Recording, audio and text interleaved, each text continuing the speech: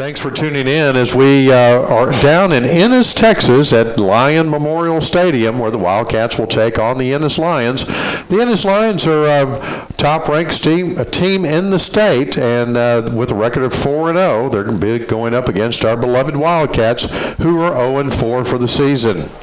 So, Ross, it could be an uphill battle for the Wildcats tonight, but it's a beautiful night for football. We're up here in the sealed nice chilly press box, and we've got about 13 minutes until game time.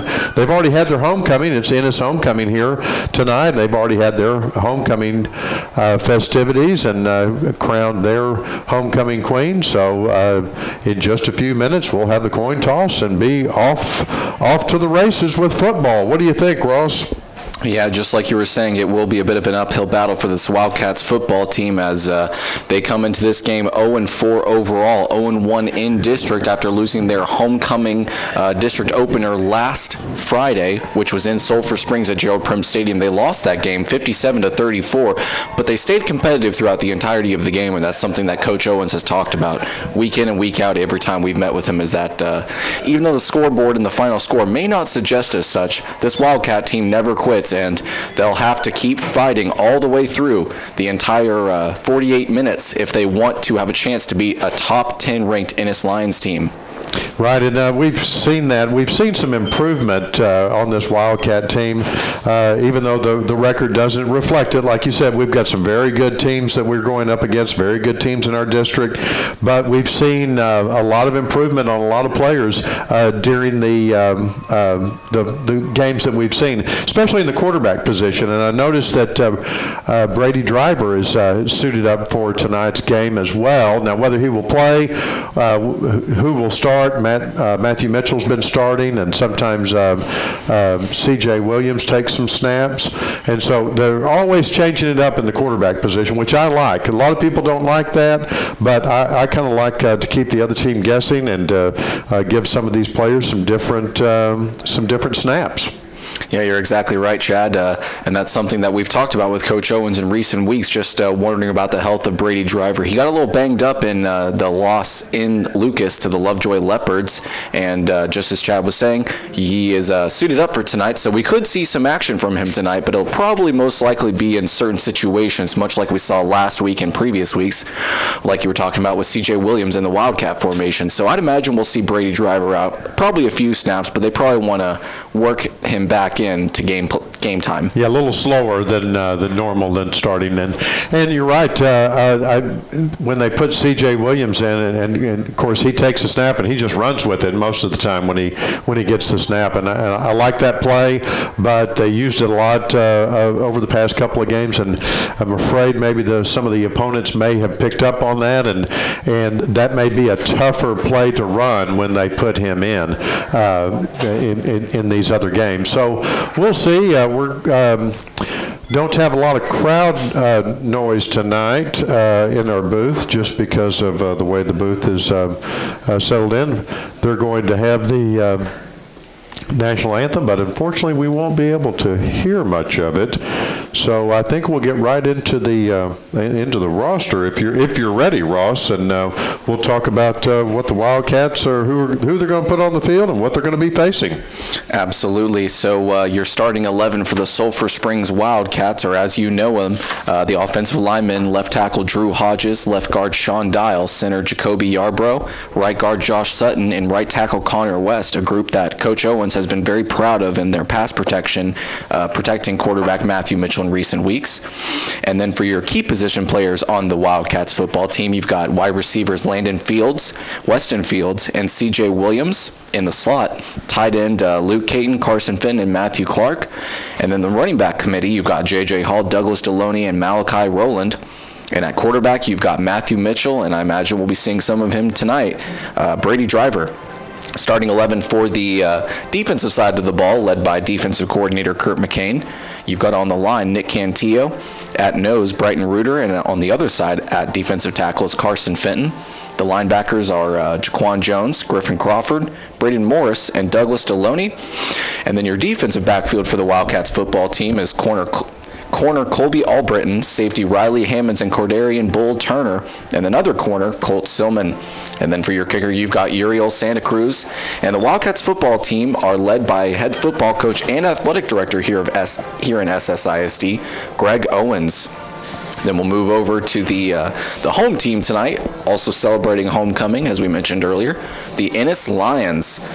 So a tough team, this Ennis Lions team. Again, they are number 4 in the state in 5A Division II, according to Dave Campbell's Texas High School Football.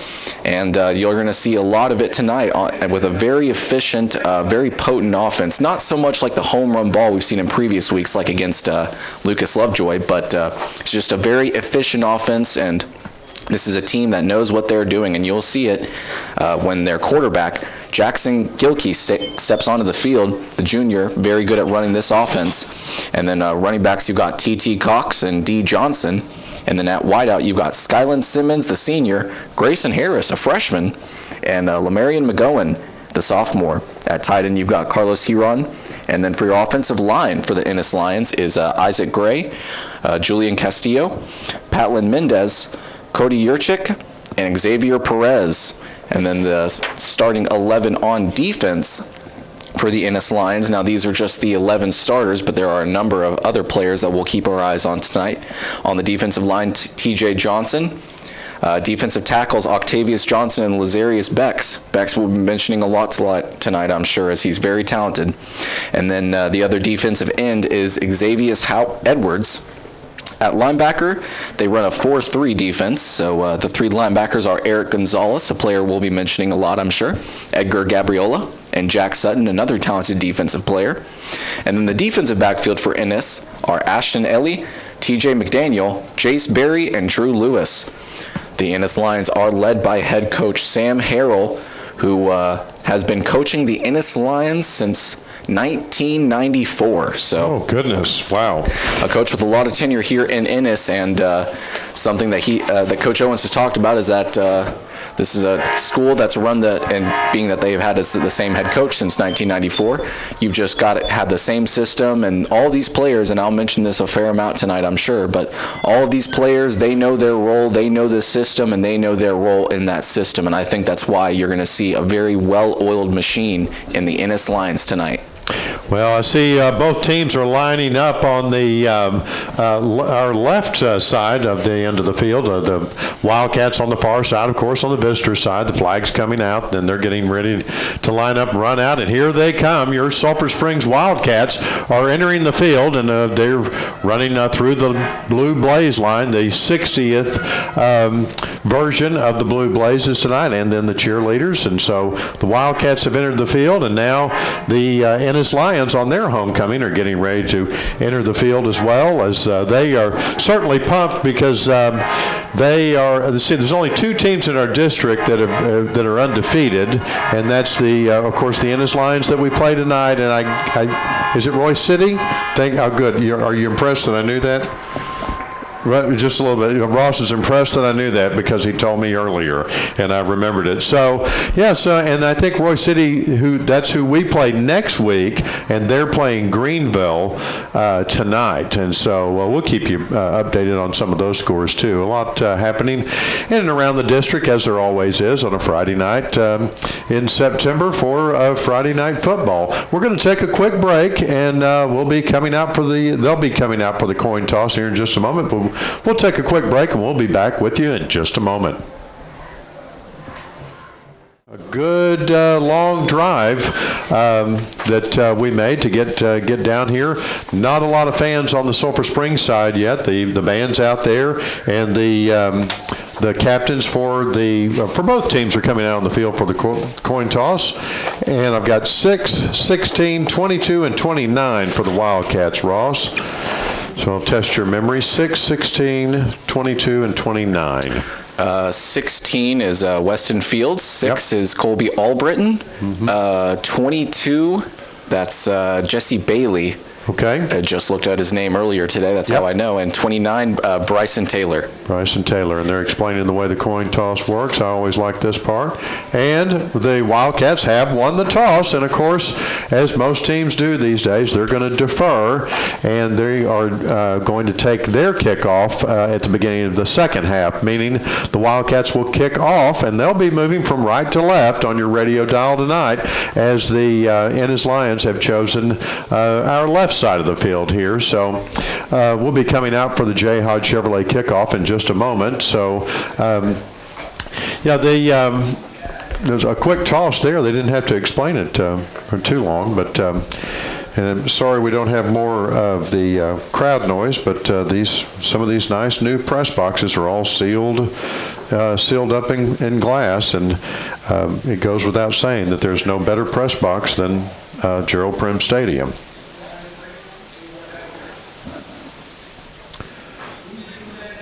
Well, it's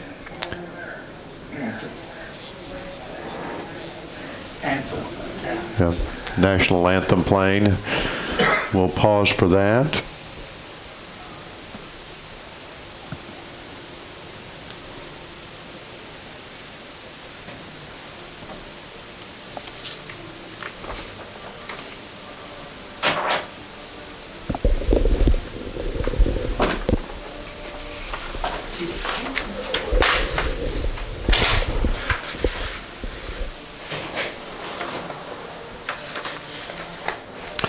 And what's time? It's going to be time for Wildcat football, Ross, as we get ready for the J. Hodge Chevrolet kickoff. The Wildcats will be kicking off, moving right to left, and the Ennis Lions will be receiving, moving left to right. And Uriel Santa Cruz, I'm sure, will be kicking off. We saw him warming up earlier during the pregame festivities. And he always seems to do a great job. He had a tough game, I think, the last game, and just a lot of pressure. Had that one kick blocked on, I think that was a field goal, and then one of the extra points hit the upright. Just have to shake it off. But, you know, we were, Ross and I were talking about this on our way to our long drive here, sponsored by Jay Hodge, who loaned us a beautiful Tahoe to drive down here to Ennis, Texas.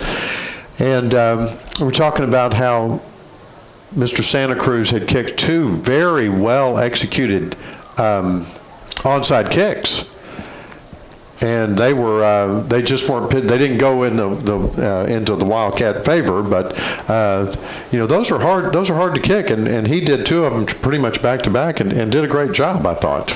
Yeah, you're absolutely right, and he did a great job of, like we've seen on certain occasions with this Wildcat defense, able to kind of keep his team in the game with those onside kicks you were just mentioning, and they'll need a lot of that. And the one thing that kind of haunted them in their blowout loss to Lovejoy was that a lot of times they would give Lovejoy the ball on the Wildcat side of the field. So not only has, and this is more directed towards quarterback and punter Matthew Mitchell, but right. Yeah, they're gonna really need to pin this Ennis line offense deep if they want to have a chance of getting the Wildcat offense back on the field and staying in this game. Right, and you know, there's as we're talking about kickers, there's just a lot of pressure. A lot of the kicker has a lot of duties, and Santa Cruz is coming out and teeing up the ball right here for the J. Hodge Chevrolet kickoff. But there's just a lot of pressure, and when the offense can't make it down the field, and then there's a long field goal attempt for the kicker, and it's just stressful. But I've been really impressed with the way he keeps coming back and is able to keep us in the game. And there it is, a nice squib kick.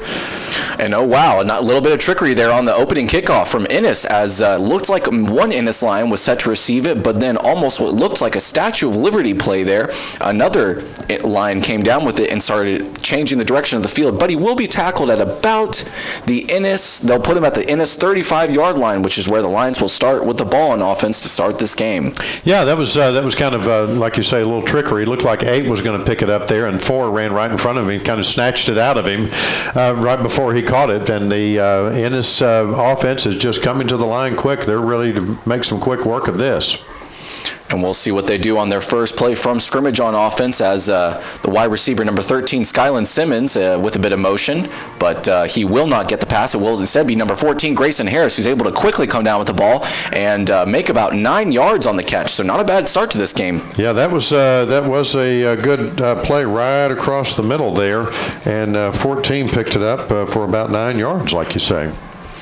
So after about a 9-yard gain, a 2nd and 1 for the Lions. And he hands it off easily to number 17, who quickly takes it and moves left. And he's got a few leading blockers, and he's able to get what should be, looks like 10 yards on the rush. So just like that, 2 plays, and the Ennis Lions have moved 20 yards down the field. Yes, they're in Wildcat territory as they're going to spot that ball on the Wildcat 46, and they're coming up to one of these very quick offenses again that we're facing tonight, Ross, that they're up to the line ready to snap the ball, 1st and 10. Yeah, it's very good strategy there for the Ennis Lions as they're about set to get the snap, and he does. Hands it off to number 17, I believe, again, and he breaks a tackle before getting about 2 more yards on the second effort, and so it will be about a 2nd and 7, I believe. Looks like it. Yeah, he spun around kind of. The Wildcats were looking for that. The defense was on that, but he spun out of one of those tackles and then was brought down. So a 3-yard gain, 2nd and 7 for these Ennis Lions as there's 10:30 left in the first quarter. 0-0 Wildcat football. Wide receiver moving right. That's number 16, Lamarion McGowan, and he's looking all his way. He's got him in the flat, but he is quickly wrapped up by a Wildcat defender. I believe that was number 5. Yes, C.J. Williams on the tackle there. Very good open field tackle there by Williams. Yeah, and I don't think any gain or maybe a yard lost there. Yeah, I think you're right. Yes, you're absolutely right. Yeah, so that's going to make a 3rd and long. This is crunch time for both sides. The offense really has to make something to happen, but more importantly, our Wildcat defense has got to stop them right here, just as they're barely into Wildcat territory. Number 14 moving left. And he fakes the handoff. He's looking 14 all the way, or not. Wow. He had a couple wide receivers running down the seams, but couldn't connect with either of them, so it will be an incomplete pass, and that's a huge stop by the Wildcat defense to start this game. Yes, and it's going to be punt time for the Ennis Lions, I would hope, because they're pushed back on their own on the Wildcat 45-yard line. We've got 12 back deep here, I guess. He's the punter. Well. So just like with the Wildcats, you've got a quarterback, Jackson Gilkey, who is also the punter for this team, and he does just that, getting the snap and getting that good old Australian kick. And number 4, Colt Silman is all the way back, and an Ennis player tried really hard to pin the ball deep into Wildcat territory, but And wow, it looks like they'll spot him down at about the 1-inch line. Yes, I was going to say the half-yard line, but you're more correct there. This is going to be 99 yards plus for the Wildcats to go because it's pinned down right against the goal line for the Wildcats as they're going to start their first Hooten's Hardware first down of the game, just about the 1-inch line deep in their own territory. So a long way to go, but we'll see what Coach Owens has dialed up for this Wildcat offense as they come up to the line ready to snap the ball. Got Matt Mitchell in as quarterback. So he hands it off, and believe that was J.J. Hall who took the handoff, maybe Douglas Deloney. Let's see. I think we've got number 8 there. That's Malachi Rowland. It sure is. And he, little running play, got a couple of yards there, so got him out of some very tough territory down there where they were pinned up against the goal line. After the 2-yard rush, they'll see what they can do on 2nd and 8 from their own 3-yard line. And they've got pass all the way, but Malachi Rowland was not ready coming out of the flat and could not connect from the pass from the quarterback, Matthew Mitchell. Yeah, that was a good play. Well executed on Matt Mitchell, but Malachi just turned around a little too late and was not able to field the ball. And he had a block ahead of him and probably could have made a few yards, but didn't happen. Now it's 3rd and 8, and it's crunch time for that Wildcat offense. Yeah, we'll see what they've got dialed up on a 3rd and long, pinned all the way back to just about their own goal line at their own 3-yard line. 3rd and 8.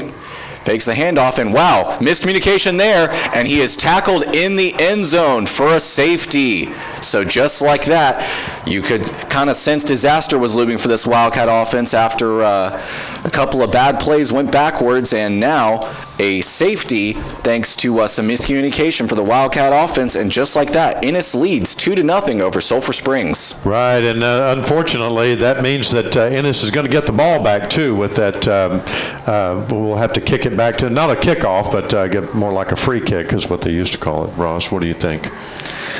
Yeah, I would imagine so, but either way, you don't want to give the ball right back to Ennis after that huge momentum-changing play in which quarterback Matthew Mitchell was sacked in the end zone for a safety, and just like you said, Chad, you're going to give them right back the ball. Right, and have to kick it from deeper in their own territory, which is going to give Ennis, theoretically, Ennis is going to get a little bit better field position off of this kick, and so. Unfortunately for the Wildcats, down 2-0, 8:53 left in this first quarter, and he's going to be kicking off from his own 20-yard line. Yeah, and one of the things I was going to mention earlier about the loss to Lovejoy and how that one of the big reasons the Wildcats did lose that game was giving up a really good starting field position to the Leopards, and you're seeing exactly what just happened on the last drive, getting pinned deep in your own territory, not being able to get a first down as Santa Cruz's kick is away. And Ennis cleanly catches it at about the 29. He starts taking it back, 40, 45, 50. He's got a couple of guys in front of him. He's broken a few tackles, and he gets all the way to about the Wildcat 45-yard line. Yes, he's brought down right into Wildcat territory, 41 on the tackle, as well as I'm thinking number 7 brought him down. So the Ennis Lions are going to get pretty good field position as they're on the Wildcat 45-yard line for their 1st and 10 as they continue to move left to right here in front of us. 8:43 left here at Lion Memorial Stadium in this first quarter as the Ennis Lions come back out on the field. Their offense is very quick, and they're ready to go. And after getting that safety and leading 2-0, no doubt they've got their eyes set on the end zone. And number 12 is looking exactly that. He's got number 17. He's looking deep. And wow, he really had number 17 deep. That's T.T. Cox, and that's a defensive back. I believe that's number 7. Right. Riley Hammonds, who was on the coverage, and really nice coverage there, as it looked like Cox had him beat all the way, and just overthrown. Yeah. Impressive play, but he's looking deep again, and he's looking at the end zone. He's got number 14, who's all alone, and he beats the coverage. And there's a flag down on the field, but it will be pass interference against number 4, Colt Silman. The penalty will be declined, and the result is a Lions touchdown. Yes, a huge, just almost exactly the same play, just a huge bomb of a pass that went 40 yards in the air or more, and the receiver just kept getting around the defender, the Wildcat defender, to get to the ball, and they put 6 more points on the board, where it's 8-0, awaiting the extra point for the Ennis Lions. Yeah. Comes the snap. Extra kick is up, on its way, and it's good. The Ennis Lions lead 9-0 after just 3.5 minutes here in the first quarter. So we're going to take a quick break, and when we return, we'll see if the Wildcats offense can respond with some points of their own coming up right after this. Back at Ennis Lion Memorial Stadium in Ennis, Texas, where the Ennis Lions are up 9-0 over the Sulphur Springs Wildcats with 8:28 left in the first quarter. So we've are just about to see the J. Hodge Chevrolet kickoff, where the Wildcats will be receiving the ball. They're still moving right to left here on your radio dial.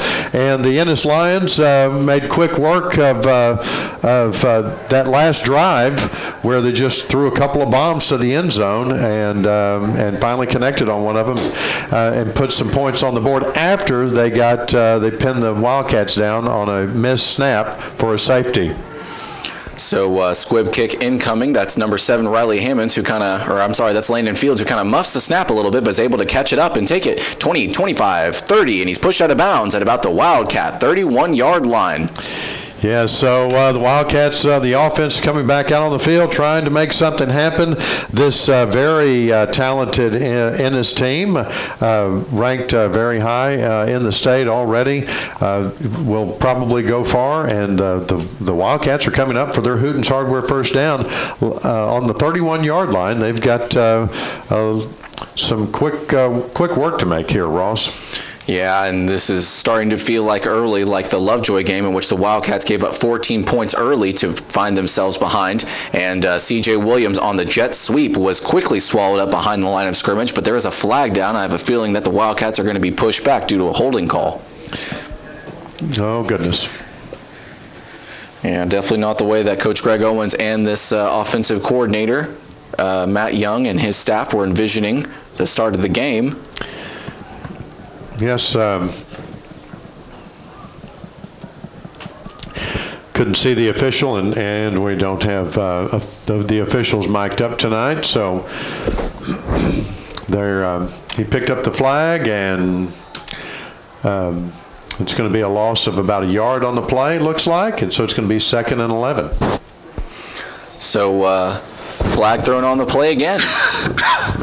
Two straight plays with flags. Right, too much laundry on this field. That's going to be a false start on the Wildcats. That's going to push them back about 5 more yards, and it's going to make it 2nd and 16. So the Wildcats offense are going to have to get on the same page here and kind of concentrate on trying to get serious. And Matt Mitchell and his quarterback. And he fakes the handoff. He was looking at C.J. Williams, who was blown up at the spot where he was intended to get the catch. And finally, a late flag comes in against defensive back for the Ennis Lions, Davion Beasley, who is called for what should be a pass interference call. The referees are discussing it on the field at about the Wildcat 15-yard line.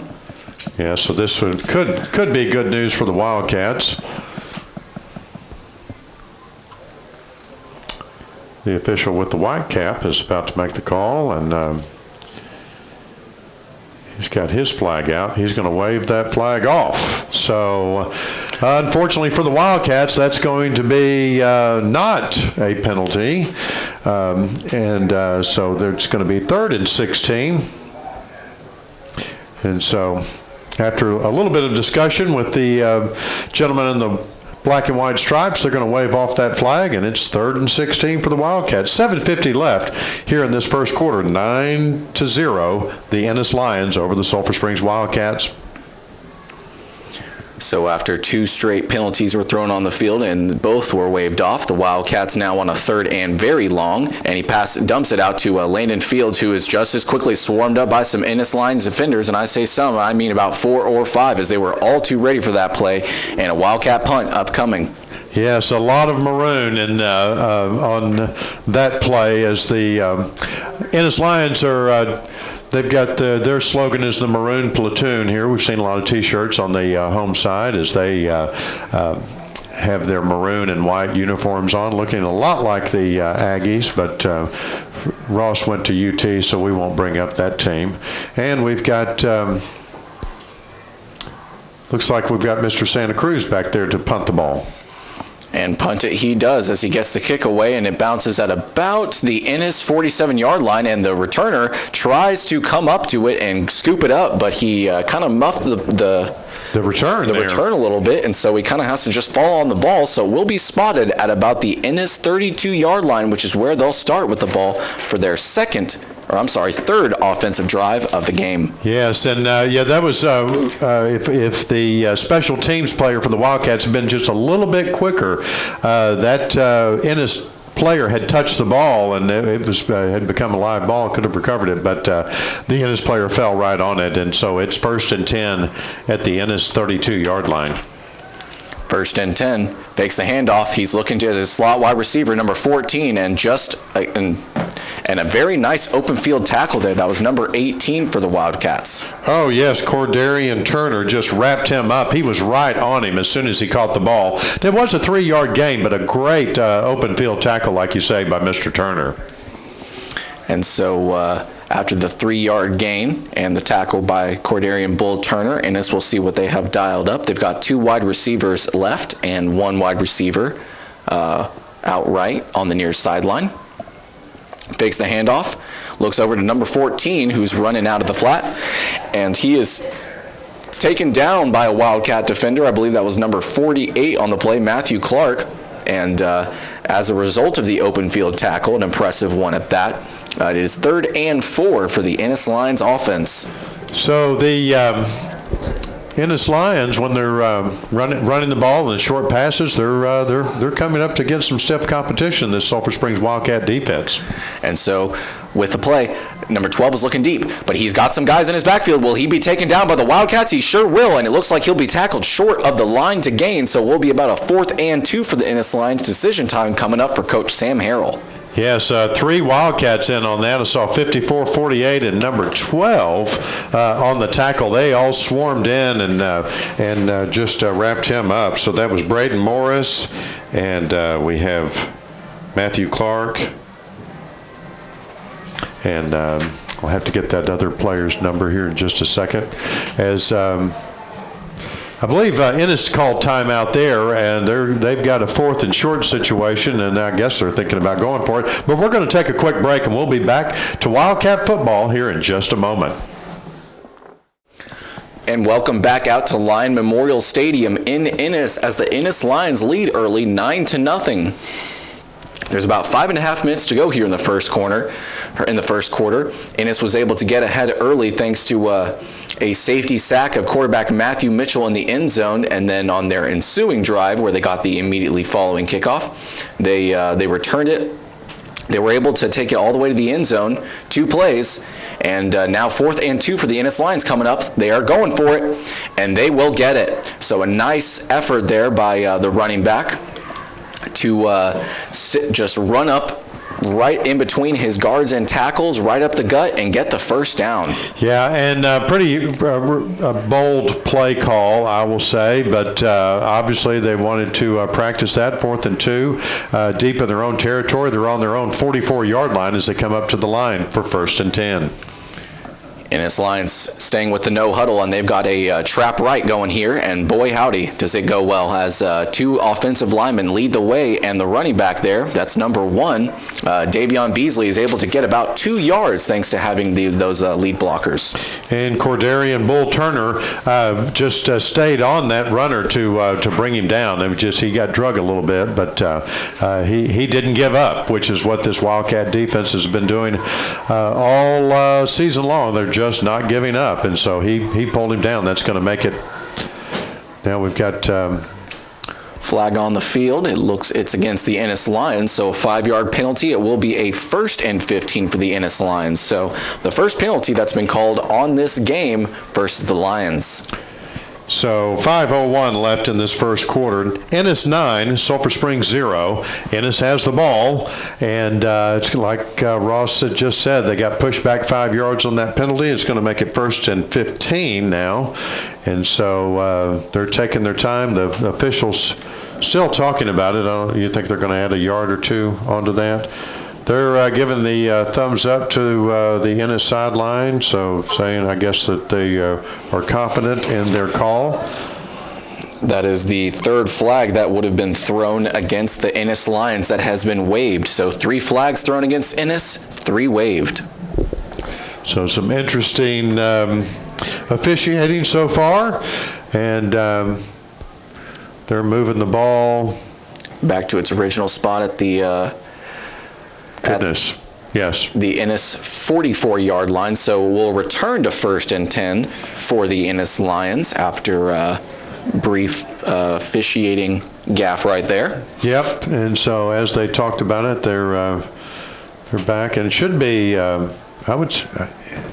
ran the play, and Cordarian Turner brought him down. It really should be 2nd and 10 if they're going to wave off that flag. But we'll see. They may get 5 downs on this series. Who knows? So the ball placed at the 44-yard line in Lions territory, and they're going to move him up 2 yards. They're going to say that's where he got to on that run when Cordarian Bull Turner brought him down. Now they change the down marker to to 2, and it's 2nd and 8. So after much discussion and moving the ball 3 times, we're back where we started. 2nd and 8 for the Ennis Lions. Just under 5 to go here in the first as he hands it off to number 1, Davion Beasley, and that versatile back continuing to show how good he is as he's able to get 10 yards on the rush and a new set of downs for the Ennis Lions. So number 3 and number 7 for the Wildcats bringing down that runner. That's Douglas Deloney and Riley Hammonds.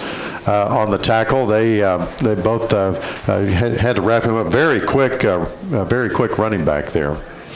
So Ennis staying with the no huddle, just under 4.5 to go. They are on the Wildcat side of the field at the Wildcat 44-yard line. Wildcat showing blitz on the play. Well, they get to the quarterback. He's sweeping out of the pocket, running right. He's got number 14 deep. And number 14, Grayson Harris had the ball just about the entirety of the process of the catch, but it wasn't until a very late hit by, I believe that was number 7. That's Colby Albritton. That was number 6 on the tackle.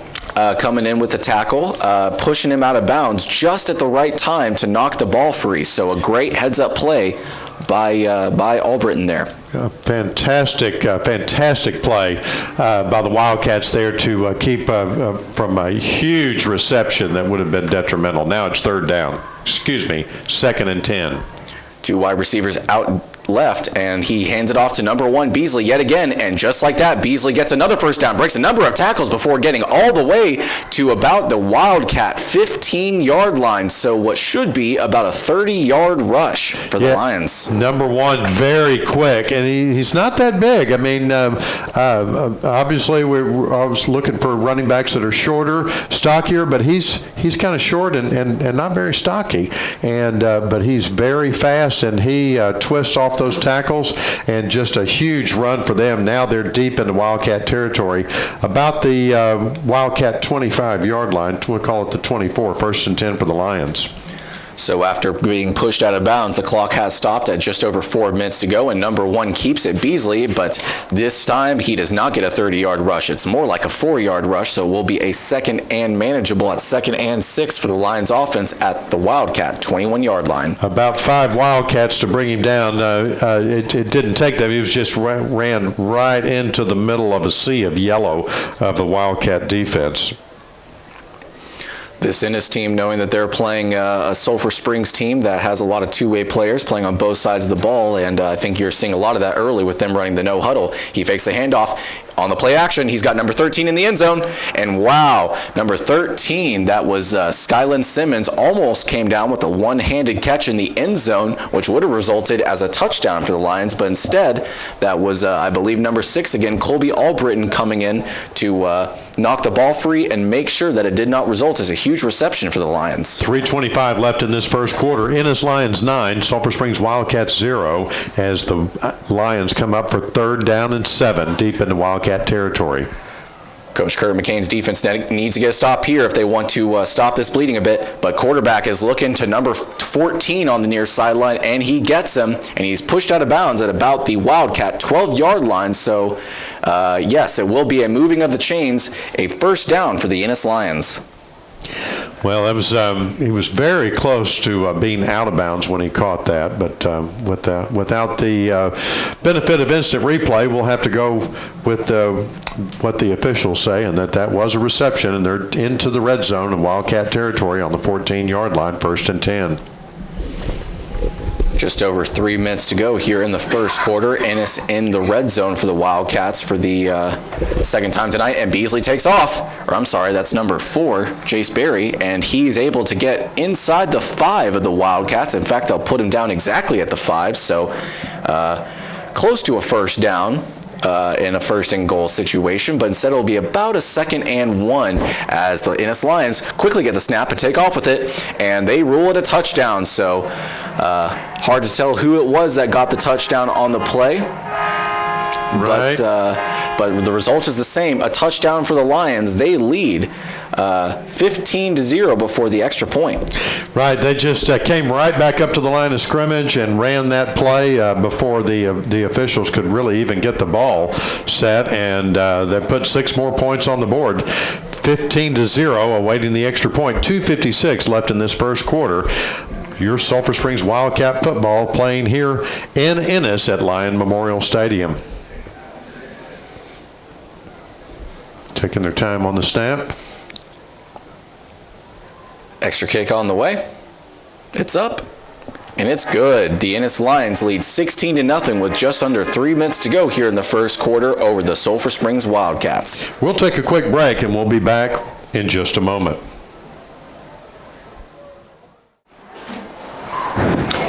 And we're back in Ennis, Texas at Lion Memorial Stadium, where the Ennis Lions are up 16-0 over the Wildcats as the Wildcats prepare to receive the J. Hodge Chevrolet Kickoff. It's a beautiful night for football, but the Wildcat offense is having a little tough time getting going, and this Ennis offense is doing pretty well against the Wildcat defense as well. Ross?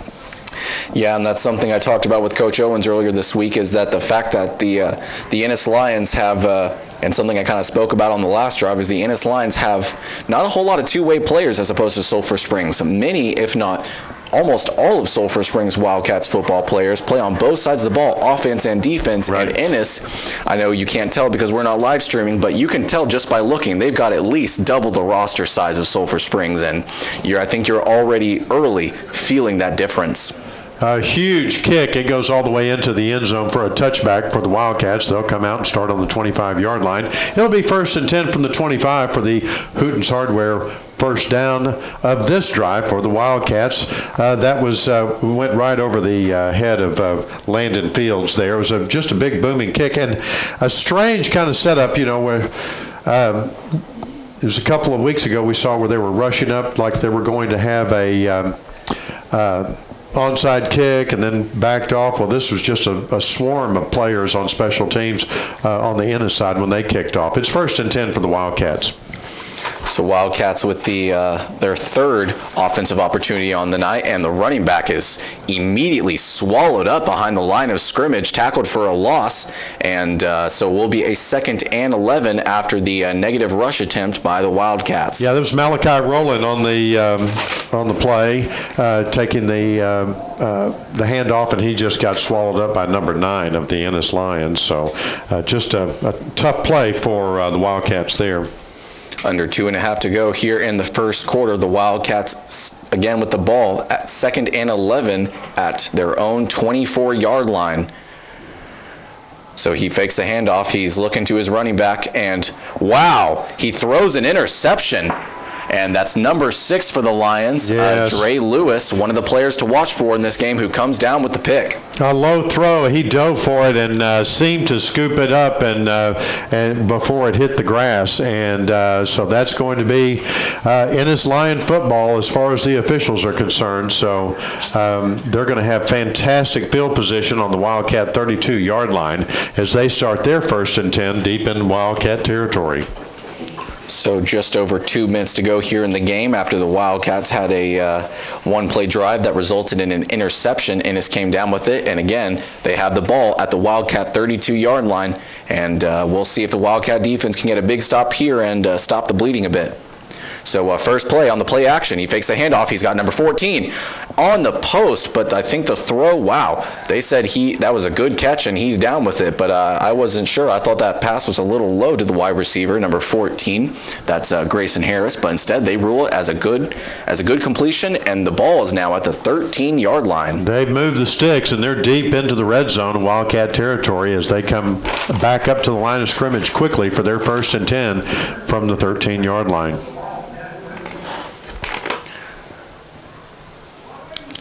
So on the second play from scrimmage for the Lions offense on their third drive, they hand it off, and he keeps it, tries to swallow it up the gut, and he's able to make a nice second move to not be tackled, but then he's met by about 8 Wildcat defenders, so about a 4-yard rush there by number 1, Davion Beasley. Yeah, the Wildcats are ready for that, but he's a very powerful runner, and even though he's a lot smaller than any of the defensive line of the Wildcats, he just seems to keep getting yardage. So 2nd and 7 from the 10, and will be called. Play will be blown dead, I believe, for a offsides penalty. We'll see what the call on the field is here in a moment. A minute and 4 seconds left in this first quarter. The Ennis Lions 16, Sulphur Springs Wildcats still 0, as they call that penalty against the Wildcats. They're going to move that up 5 more yards. It's going to be second down and just a little bit, so maybe a yard or two, and they're going to spot the ball. Looks about to be on the 5-yard line. So under a minute to go now here in the first quarter. Ennis with the ball, 2nd and 2 on the Wildcat 5. He hands it off to Beasley, and he spins around some Wildcat defenders, but then is taken down at about the 3-yard line, or maybe even 2. So I think they'll spot him at about the 2-yard line, so no rush, no gain on the rush. But they're quickly running back up to the line of scrimmage. 35 seconds, the game clock's running. And he hands it off to Beasley, and he tries to do the same thing and spin move his way into the end zone, but flag is thrown on the play. He did not make it into the end zone. We'll see what the flag is for, though. Right, yeah, that flag could have been a holding call against the Lions, but we'll see. They're talking about it again. Number 1 for the Lions, Davion Beasley. Helmet came off on the play, so he'll come off the field for a play.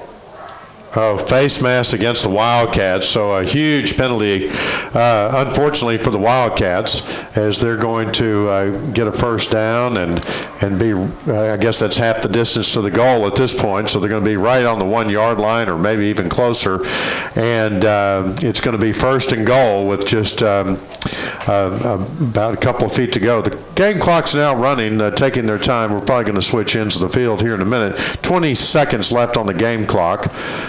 Play clock winding down also, 15. Probably going to wait till the clock runs out to run this play, but no, they do not. They hand it off to Beasley, and he is able to fall his way into the end zone for a touchdown. The Ennis Lions getting another touchdown, this time thanks to Davion Beasley. Just as there's 8.9 seconds left on the clock for this quarter, they go up 22-0 over the Wildcats with the extra point still yet to come. So tough first quarter for the Wildcats as they're down 22 points. Taking their time on the kick.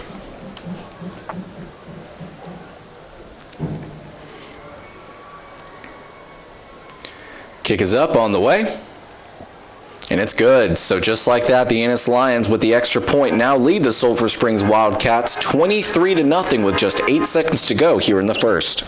We'll take a quick break, and we'll be back with the kickoff in just a moment.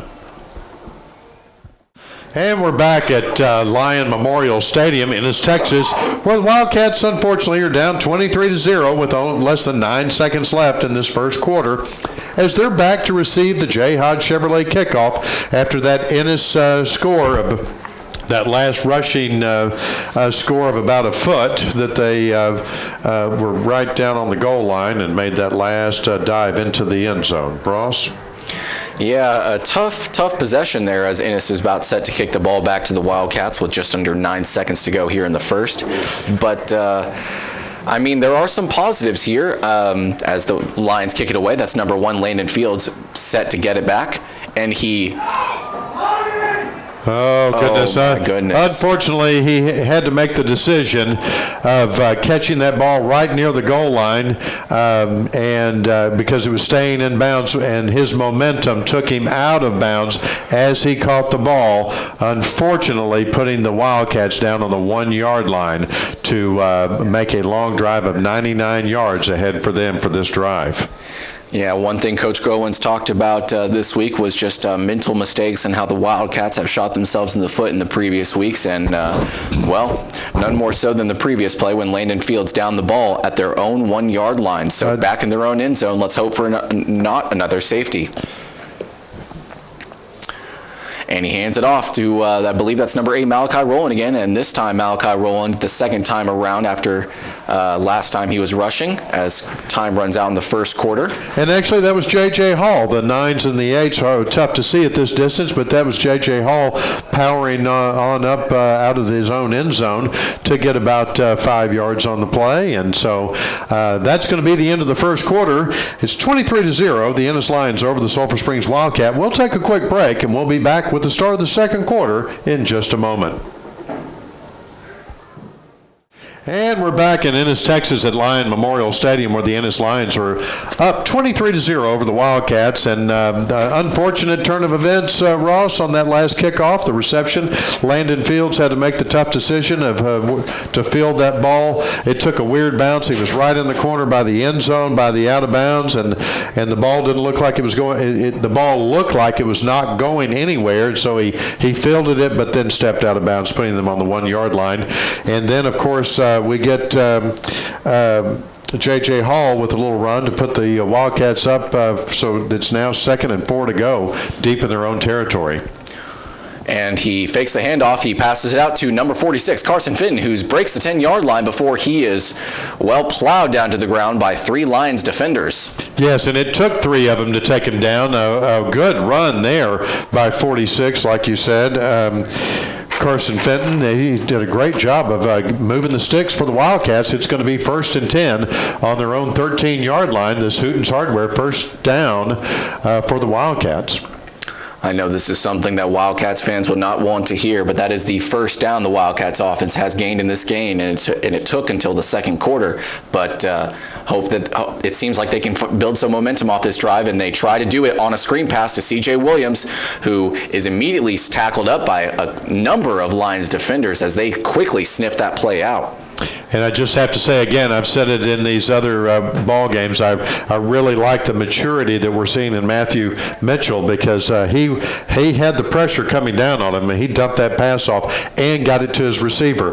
There was no gain on the play. It's going to be 2nd and 10, but he avoided a sack, and he avoided throwing the ball away, an interception or whatever. Is good maturity from Mitchell.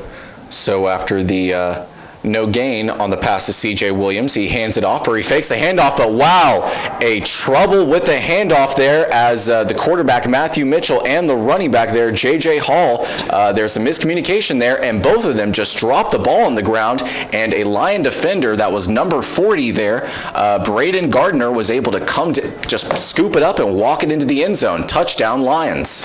Very unfortunate turn of events for the Wildcats, as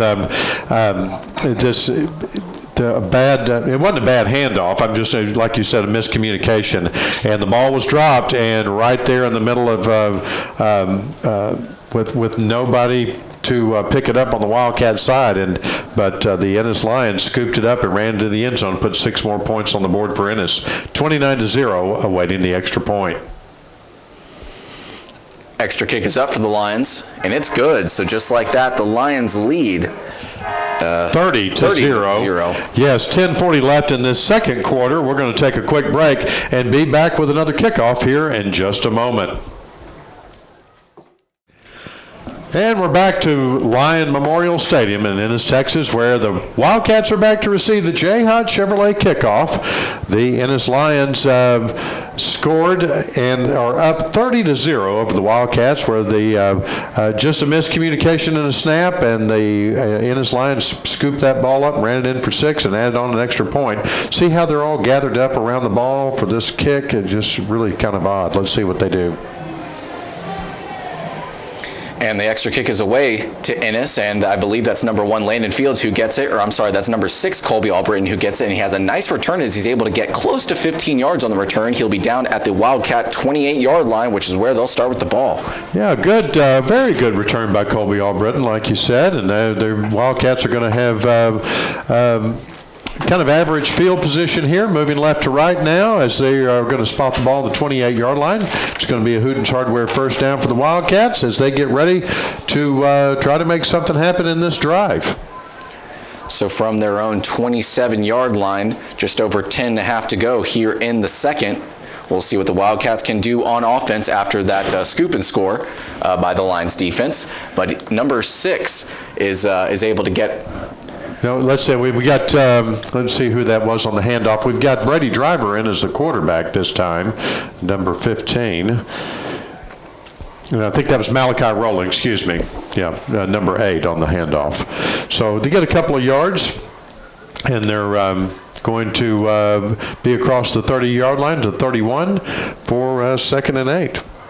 So Brady Driver in at quarterback on this drive for the Wildcats, and he quickly passes it out to number 45. That's Luke Caton on the dump screen as he goes out into the flat, but he's only able to get a yard on the play, so it will be a 3rd and 6. Not the kind of position this Wildcat offense wants to be in this type of situation. Yes, a well-executed play. I've got 13 in as a receiver on the far side, as well as 14, Ross, and 16, of course, Weston Fields here on this side. So changing up some of the players there. It's Cable Glenn and Reed Williams on the far side. 2 running backs in near the quarterback. So he has C.J. Williams sweeping left. No doubt he's going to be looking for the screen, and that was just a ploy to fool the defense, but the defense was not fooled in the slightest as number 8 Malachi Rowland only gets about 2 yards on the rush. It will be a 4th and 4, I believe, for the Wildcats offense and the punt team coming on the field. Yes, so kind of a quick 3 and out there for the Wildcats. Couldn't make anything happen, and we've got Uriel Santa Cruz coming in to kick the ball again. And down on the Ennis end of the field, just got one lone punt returner standing on his 35-yard line. Santa Cruz gets the snap.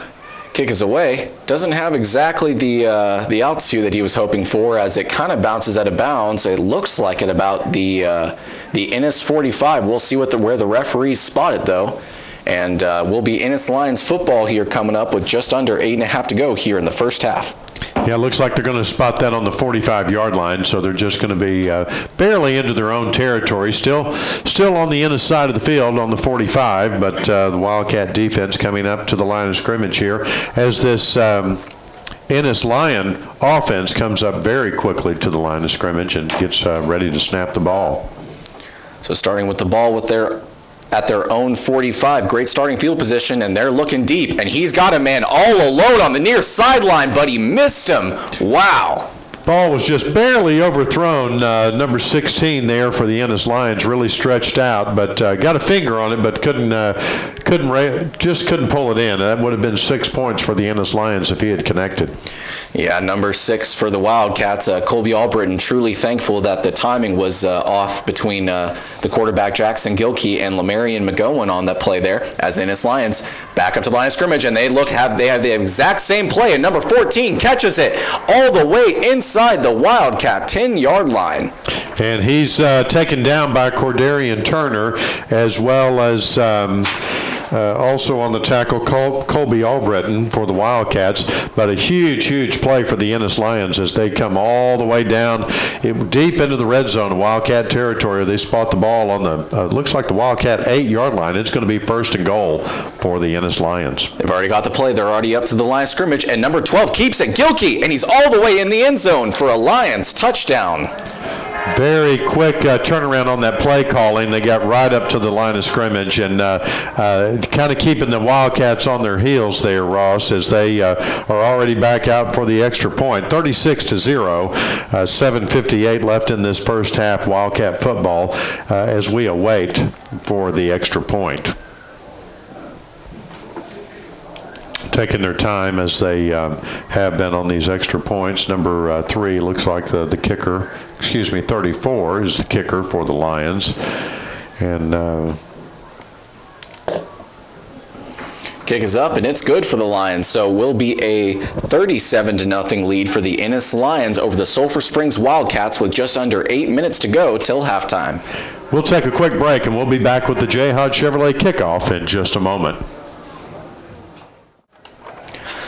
And welcome back to Lion Memorial Stadium here in Ennis as the Wildcats on the road versus district foe. The Ennis Lions are trailing big 37-0 with 8 minutes left in the first half. And it's all been really on big plays, hasn't it, Ross? The Ennis Lions have not been marching down the field little by little. They've made most of these touchdowns off of the bomb. They're just throwing a bomb down the field, and they probably connected on only half of them, but the half that they connected on went into the end zone for 6 points. So some very quick receivers as the Wildcats are set up to receive this J. Hodge Chevrolet kickoff. Most of the kicking team huddled around the kicker here for the kickoff. Kick is away for the Lions, and number 1, Landon Fields, is back to get it. He catches it about the Wildcat 1-yard line. He starts taking off, but he's immediately swarmed up by some Lions, and he will get all the way till about the Wildcat 22-yard line before being taken down.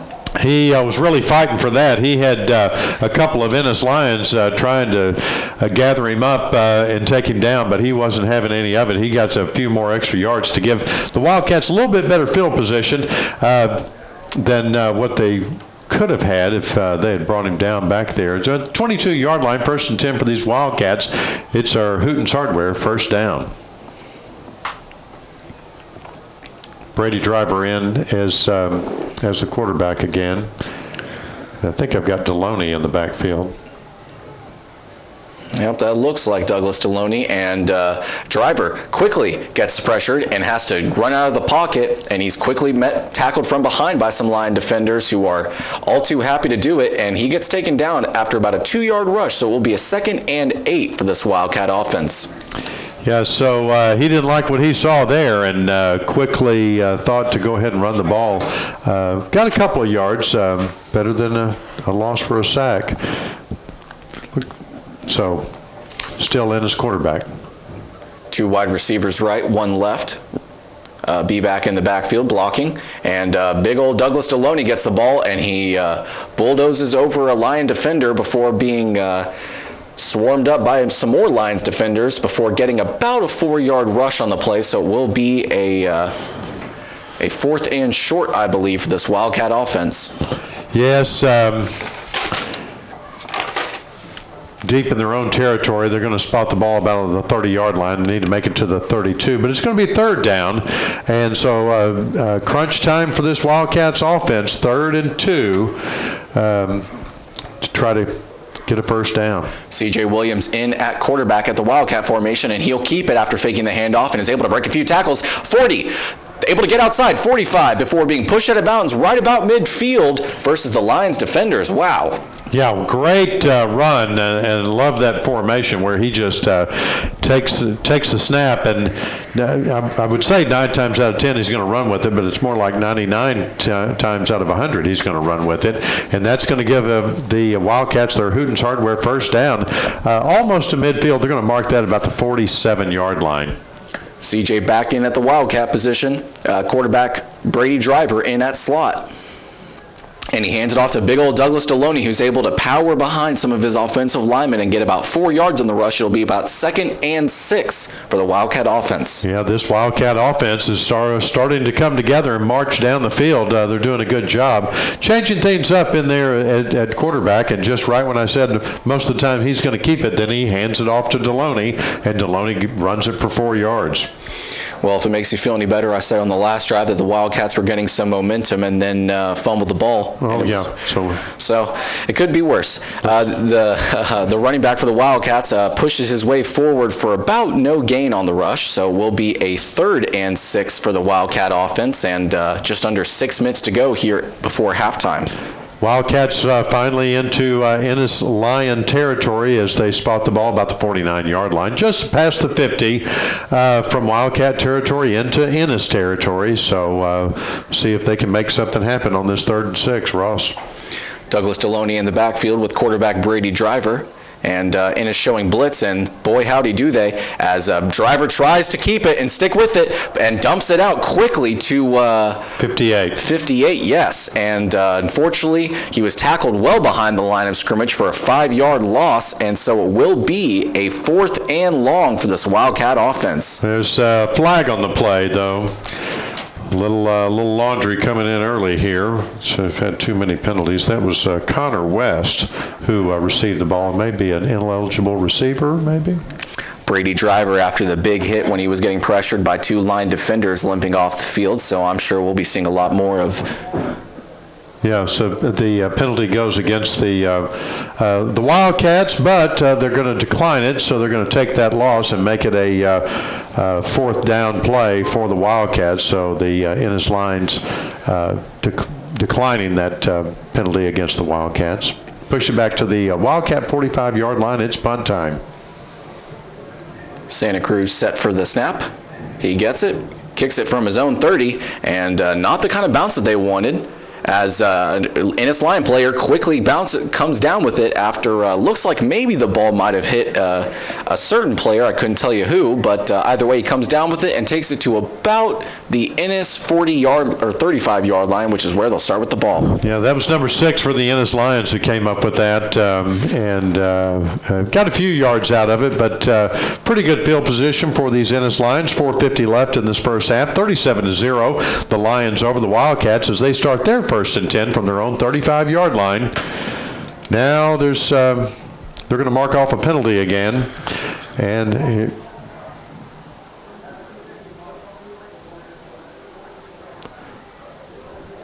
a long description about a 10-yard penalty there, so they're going to mark that ball at the 46-yard line for the Ennis Lions, 1st and 10. So on the first play from scrimmage, number 12, looking at number 13 on the screen pass, and he's got him. He's able to break a tackle before being taken down at about on the Wildcat side of the field at the Wildcat 48-yard line. Yes, good run by that Ennis Lion player that he stiff-armed one of the Wildcats and just kept on running and got 3 or 4 more yards by doing that. It makes it 2nd and 4 for the Ennis Lions just past midfield. Under 4.5 to go here before halftime, and it's with the ball, leading 37-0. And number 12, the quarterback, looking over at number 14. That's Grayson Harris, but Harris was not able to come down with it as the pass from Jackson Gilkey was just a little too high for the wide receiver to come down with. So we'll be, after the incompletion, a 3rd and 4 for this Lion team, and have to wonder if even if they can't convert on this play, if perhaps they'll go for it on 4th down like they have on previous drives. Right, and then, of course, that incompletion stopped the clock, 4:13 left in the half. 32, the B-back in motion. He fakes the handoff. Gilkey does, and he's got number 14. He's got him deep to the 25-yard line of Wildcat territory. So this Ennis Lions team, one of the strengths for the Wildcats football team was their defensive backfield, but they're kind of getting harassed through 2 quarters. Yeah, about a 25-yard completion on that reception, and that's going to move the ball almost into the red zone there of the Wildcat territory. They're going to place the ball on the Wildcat 21-yard line for the Ennis Lions, 1st and 10. They're up to the line of scrimmage, moving fast.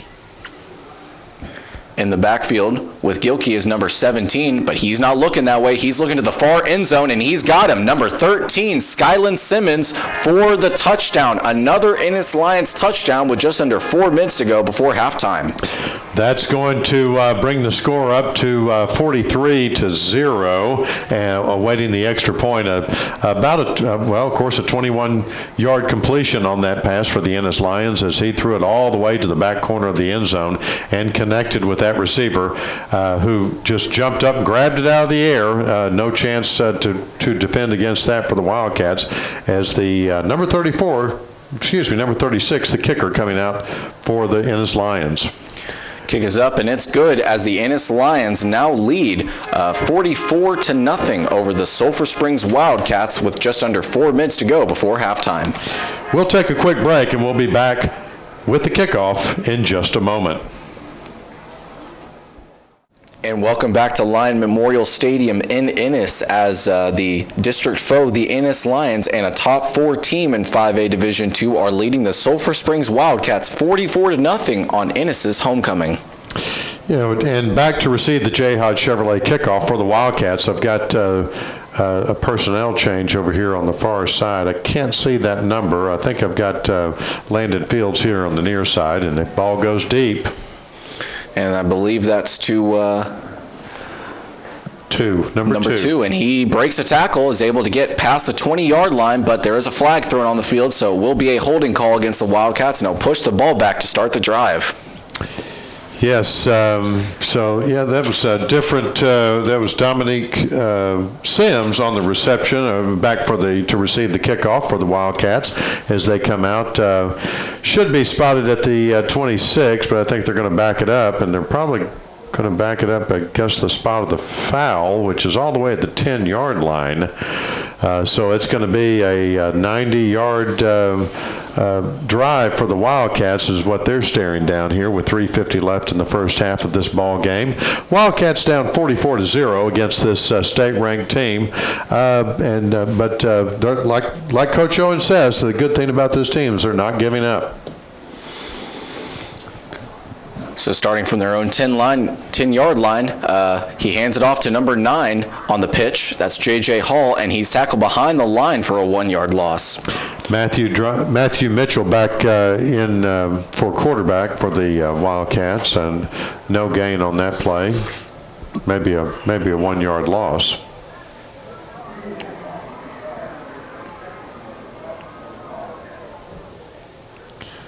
Got just one receiver on this side. Now two. We have C.J. Williams on this side. Looking on the far side. One receiver down on the far side. Can't see who that is. Going to have a big pass here. Mitchell gets the snap, and he's looking at number 5 deep, but 3 line defenders are there as an ill-advised throw there from quarterback Matthew Mitchell to C.J. Williams into triple coverage thankfully just results in an incompletion. Yes, it looked like Ennis Lion was going to come down with that, but thankfully they didn't, and that's going to make it 3rd and 11 for the Wildcats, deep in their own territory on the 9-yard line.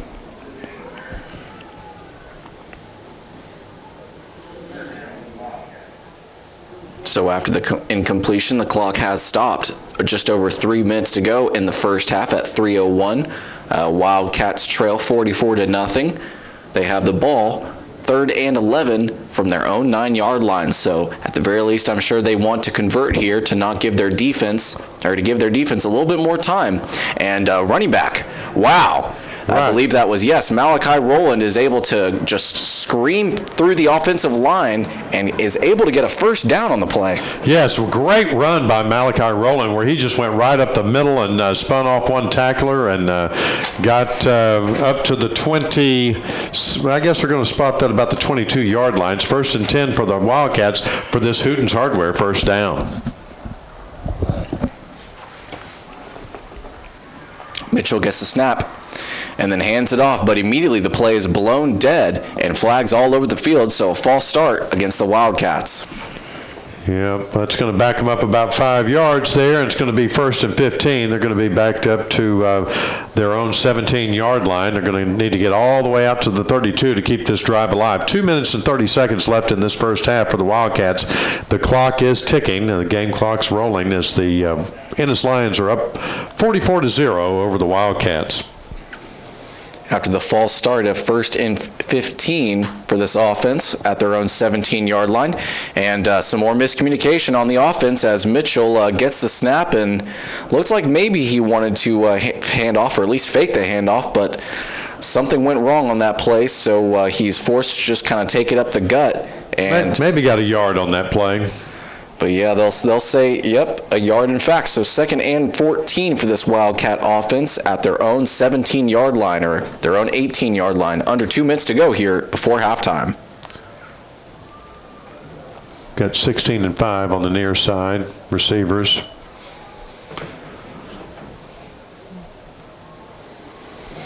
And he fakes the handoff.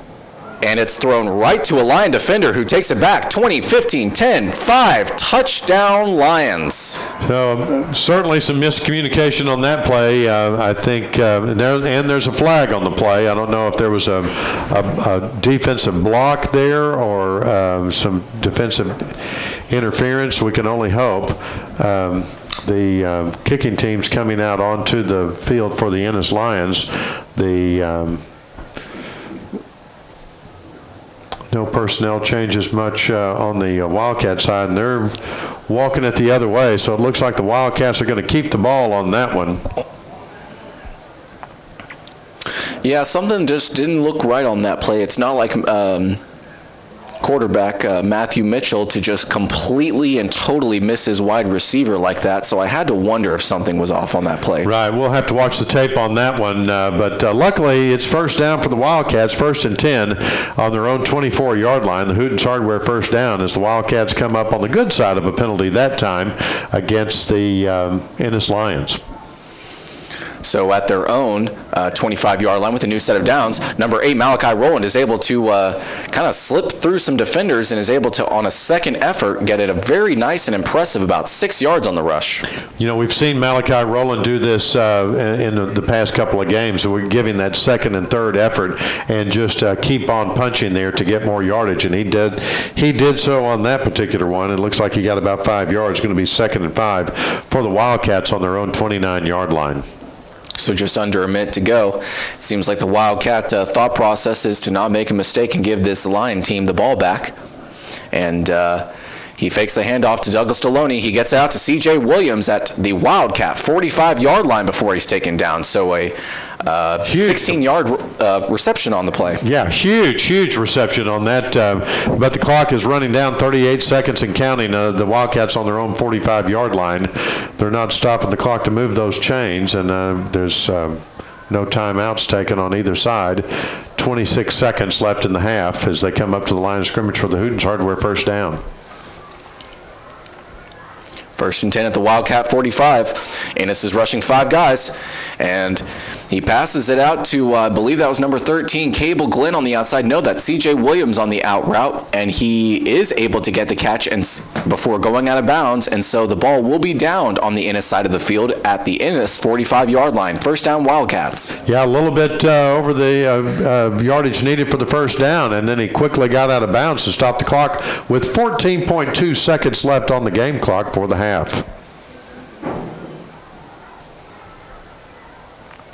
Mitchell gets the snap, fakes it off to Rowland, and looking over to Cable Glenn on the far sideline, and he's able to catch the ball and walk out of bounds at about the line to gain.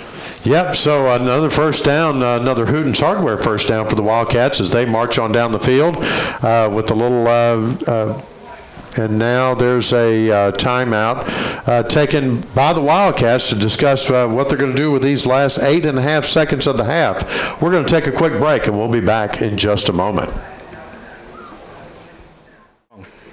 And we're back at Lion Memorial Stadium in Ennis, Texas for Wildcat football, where the Wildcats are down 44-0 with 8.5 seconds left in the first half. The Wildcats have the ball, and they're marching down the field with some really good receptions and stepping out of bounds, Ross. They've left 8.5 seconds on the clock, but they've got 35 yards to go to get into the end zone. So maybe enough time for 2 plays if they can get out of bounds, but this could be the final play. They've got 2 receivers on this side, 2 receivers on the far side.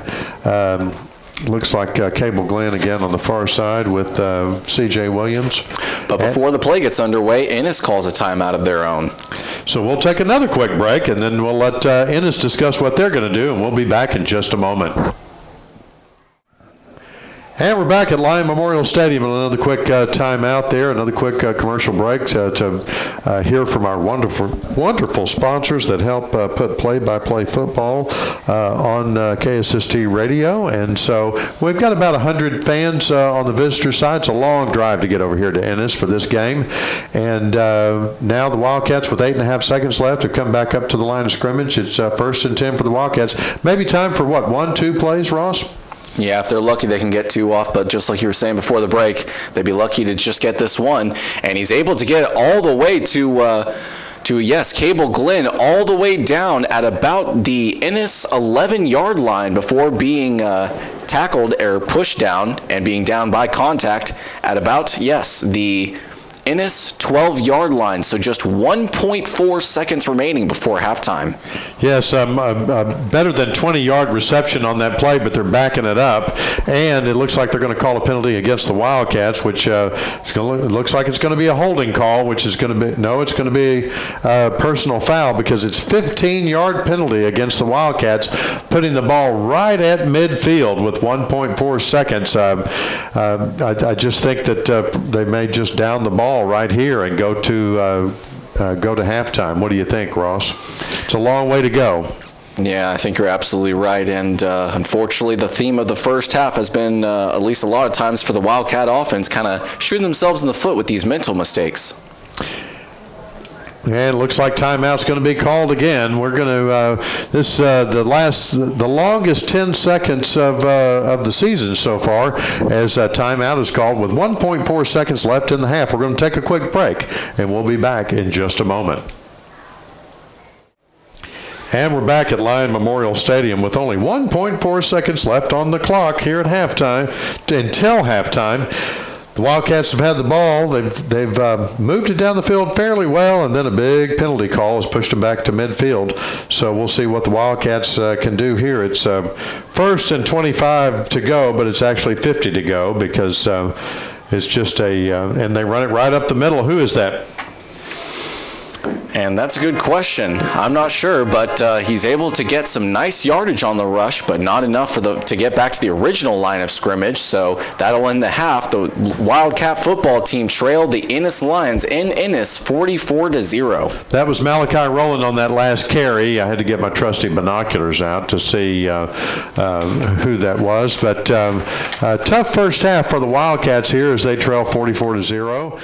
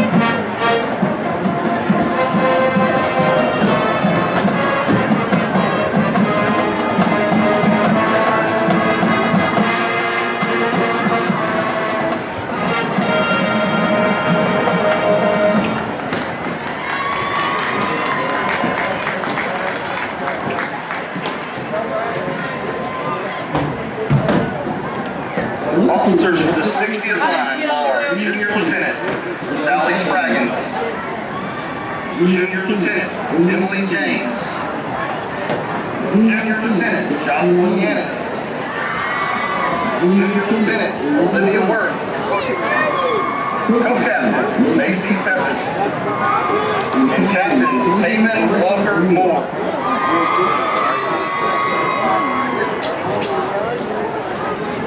The Blazers would also like to recognize their spirit girl, McKenna Lowther, and their outstanding Blazers of the Week, Carter Trump. The Blazers runs the direction of Meredith Dial and Assistant Director Kenny McGraw. Tonight, the Blazers will be performing a colorful super team, Duke We Got to Beat.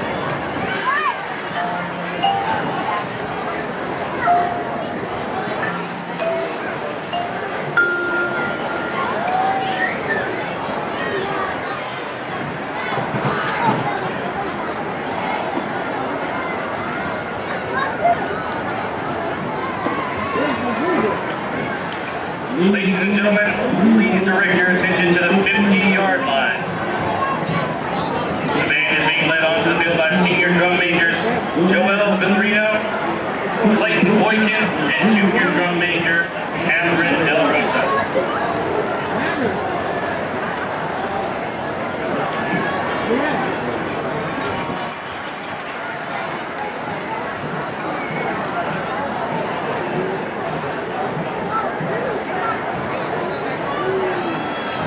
Ladies and gentlemen, here they come. Man, oh man, that Wildcat band. Tonight, the band is proud to continue its 2021 performance season with our show, Be Our Guest. The Wildcat band would like to recognize this week's section of the week and spirit stick recipient, the French Horn. This week's band members of the week are Aubrey Williams and Eduardo Yanez.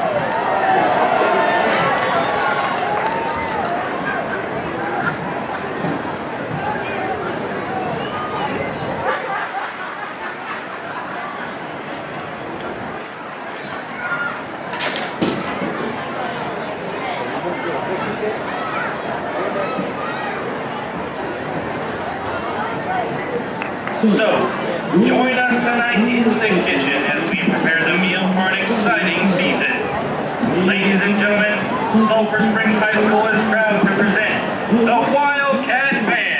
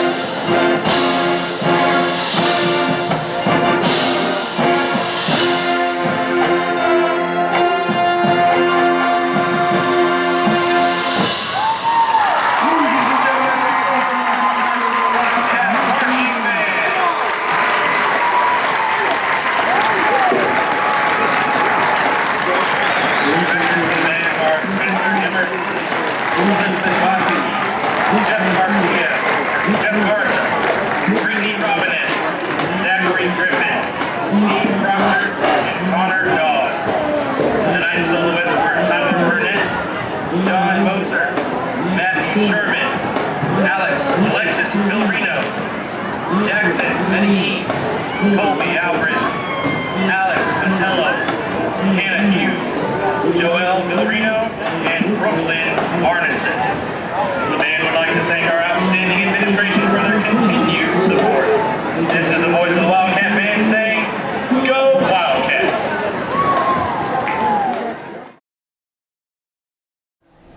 And again, the Ennis Lions are number 4 in 5A Division II, according to Dave Campbell's Texas High School Football.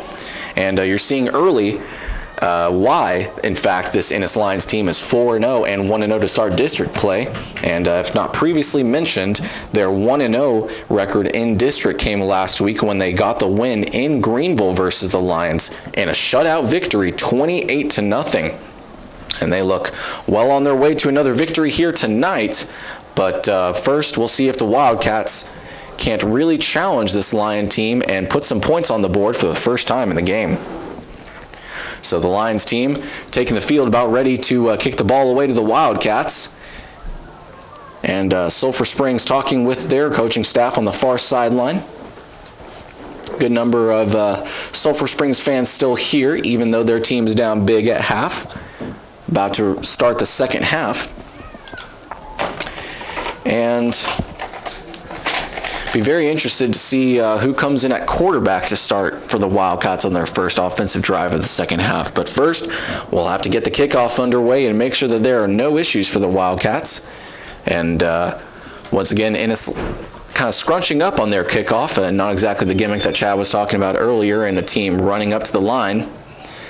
But kicks it away to number 1, Landon Fields, who takes it back into the end zone, but then starts taking it back. He's across the 10-yard line, across the 15, 20, before, well, at least 2 flags are thrown on the field, so wouldn't be surprised if there's a holding call called against the Wildcats on the opening kickoff. Yeah, that, of course, was the J. Hodge Chevrolet kickoff that the Wildcats received, and that one yellow flag came in from about 15 yards out and landed nowhere near where the play was going, so he obviously saw something that we didn't, way back in the backfield, and you would think it would be a holding call, like you said. We'll have to wait for the officials to, again, they're discussing it. This is what we talked about in the halftime. And, there was a holding call against the Wildcats, and they stepped that off. So that's going to put the ball about on the 17-yard line for the Wildcats as they come out for their Hooten's Hardware first down for the Wildcats deep in their own territory. So in at quarterback for the Wildcats is number 10, Matthew Mitchell, returning back under center, and in the backfield with him is number 3, Douglas Deloney. 2 wide receivers out left and 1 right. And he hands it off to Douglas Deloney, who is able to make his way through the gap in the offensive line and get about 3 yards on the rush. So not a bad start to the drive for the Wildcats football team. Wildcats come back up to the line of scrimmage there. It's going to be second down, about 6 to go. The ball spotted on the Wildcat 21-yard line. Wildcat offense trying to make something happen to get this second half going. 11:23 left in this third quarter, as it's just getting started after the half, and second down. Mitchell gets it, hands it off to Deloney, and that did not work as well for Deloney as the previous rush went for 4 yards from the big bruising back, but he is quickly swarmed up at the line of scrimmage, so no gain on the rush.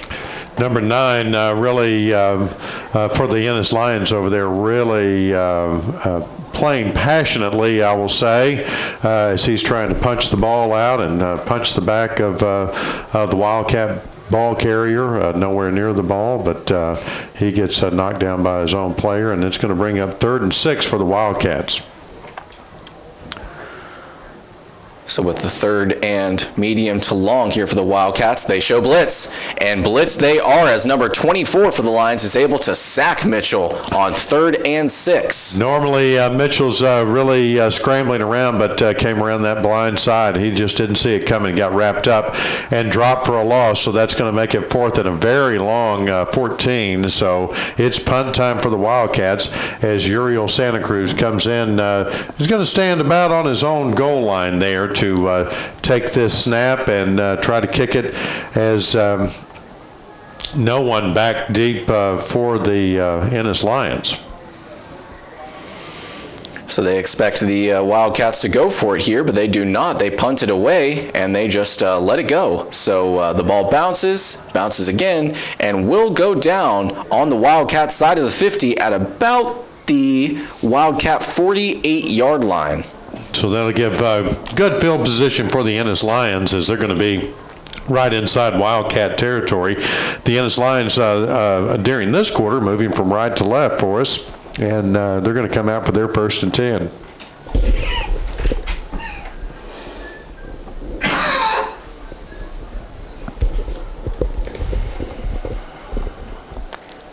So Ennis starting with the ball on their first offensive possession of the second half, starting with the ball on the Wildcat side of the 50, and number 14 looks like number 12, starting quarterback for Ennis. Jackson Gilkey may have seen his last snap at quarterback in the first half, so with that they'll have a wide receiver, Grayson Harris, in behind center.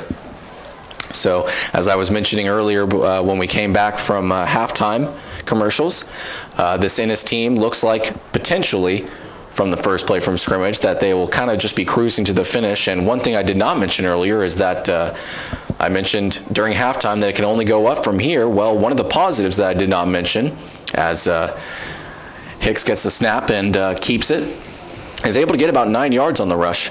But one of the things I did not mention is that since this is, and granted they have had 2 drives score in under a minute, more of their drives have been 2 minutes or longer, so you don't get to see this offense get as many times touching the ball as, say, you would in a loss to Lovejoy. So that's one of the good things is that, and now especially here, now that the Ennis Lions lead big 44-0 with about 8.5 to go in the third, they kind of are just kind of cruising to the finish here.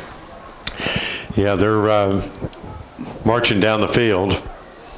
And running back there is able to, number 41 is able to very much so squeeze through the tackles, and he had about a 3rd and 1 situation and was easily able to get about 4 on the rush, so will be a 1st down for the Ennis Lions. Yeah, they're deep into Wildcat territory. The ball is going to be marked on the 33-yard line of the Wildcats. And the offense moving a little bit slower for the Ennis Lions. They're taking their time. They're maybe it's the other quarterback, like you said. And he hands it off to number 41 again, and number 41 is able to break through the defensive line before getting taken down by some defenders in the backfield for the Wildcats, but not before getting all the way to the Wildcat 14-yard line.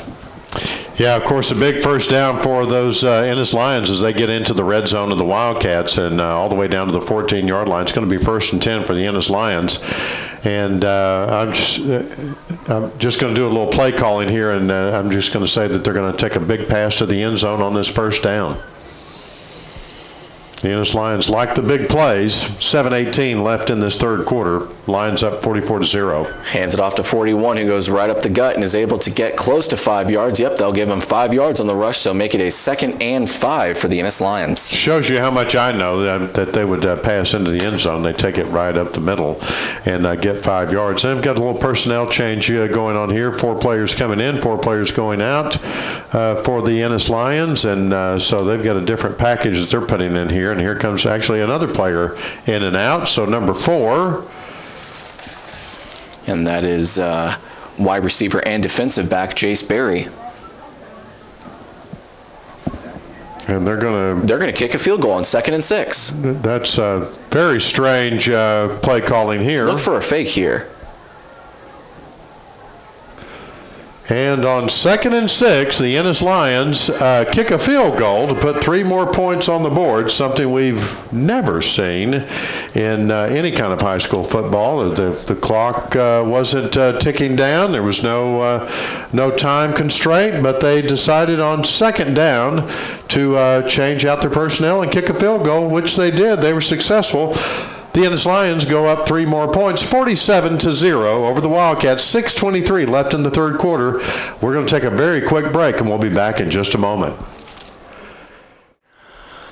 And welcome back to Lion Memorial Stadium. So quick update on what just happened before we went to commercial break. Please update us, Ross, and tell us exactly what happened. So for reasons I cannot fully explain, the Ennis Lions had a 2nd and 6 from inside the Wildcats red zone, so inside the Wildcats 20-yard line, and inexplicably on that 2nd and 6, they had a certain package out there and then swapped out that package for the field goal unit and kicked a field goal on 2nd and 6, and I gotta tell you, as number 6, Colby Albritton is able to slip by some defenders and able to get through all the way to the Wildcat 37-yard line on the kickoff. Not a bad return there at all. No, Colby Albritton receiving the J-Hod Chevrolet kickoff inside his own 5-yard line, runs it up and breaks a couple of tackles and gets all the way up to about the 37-yard line, where they're going to spot it. That's going to be in Wildcat territory as the Wildcats offense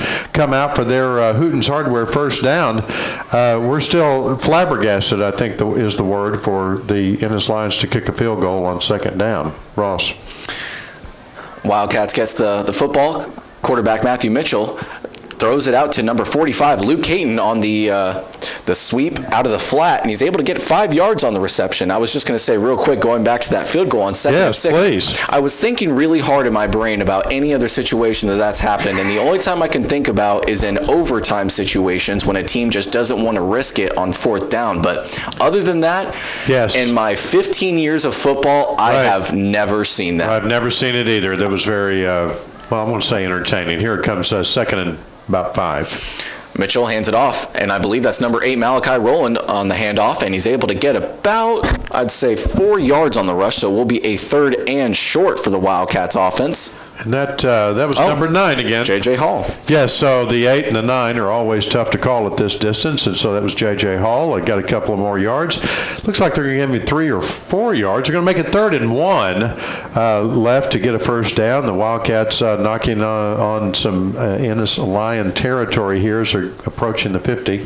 And he hands it off to number 9, J.J. Hall again, who's able to bust through some defenders all the way into the defensive backfield and gets about, a 10-yard rush, or pretty close. Yes, a great run where he gets to the 45 of the Ennis Lions. So he's past midfield, and the Hooten's Hardware first down for the Wildcats coming up in Ennis territory on the 45-yard line. And we've got Matthew Mitchell still in as quarterback. I've got Landon Fields on the far side as a receiver, as well as Reed Williams on the near side. Matthew Mitchell gets the snap, fakes the handoff. He's looking deep, but he's got a lot of Lions in the backfield with him, and he is tackled for a sack. It'll be about a 5-yard loss, they rule it. And number 7 for the Lions, credited with the sack, T.J. Johnson. Yes, and the spirits are running kind of high here. The Lions defensive player that sacked him and kept him on the ground was obviously looked like taunting to me in his face, but the officials came up and just said enough's enough, and time to go back to the other side of the field there, and so no flag was thrown there, but a little extended tackling in my opinion. And Matthew Mitchell looking at, I believe that's number 14 on the reception. And, it is. Yes. And number 14 is Reed able Williams. to take it. Reed Williams, about close to 10 yards. It looks like he'll get about 8 on the reception. Well, yeah, he, of course, they started back with that sack. It was about 2nd and about 14, and so he got a good 10 or 12 yards there. They're going to spot him. It's going to be 3rd and 2 now, so a real good reception by Reed Williams on that play. So on the 3rd and 2, Wildcats no doubt hoping to convert here to potentially put more than 3 points up, and J.J. Hall takes the handoff and is able to get 5 yards on the rush, so a first down for the Wildcats.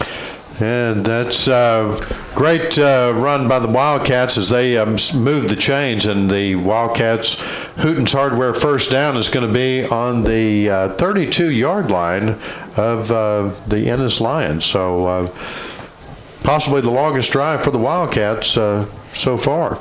In terms of timeage, it definitely is. And we'll see what the Wildcats can do now that they have a new set of downs. And he hands it off to J.J. Hall, who quickly takes it in the hole all the way about 8 yards. So a nice another rush there from J.J. Hall. Yes, very good. And that's they're going to give him, they're going to spot it right on the 25-yard line in Ennis territory. So they're going to give him about 7 yards on the play. It's going to make it 2nd and 3. So the Wildcats can get a new set of downs here with just 3 more yards as they line up.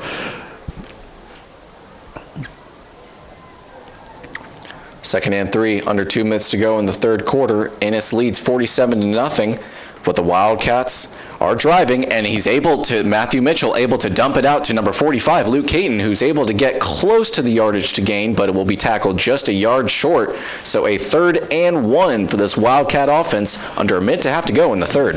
Yeah, good play.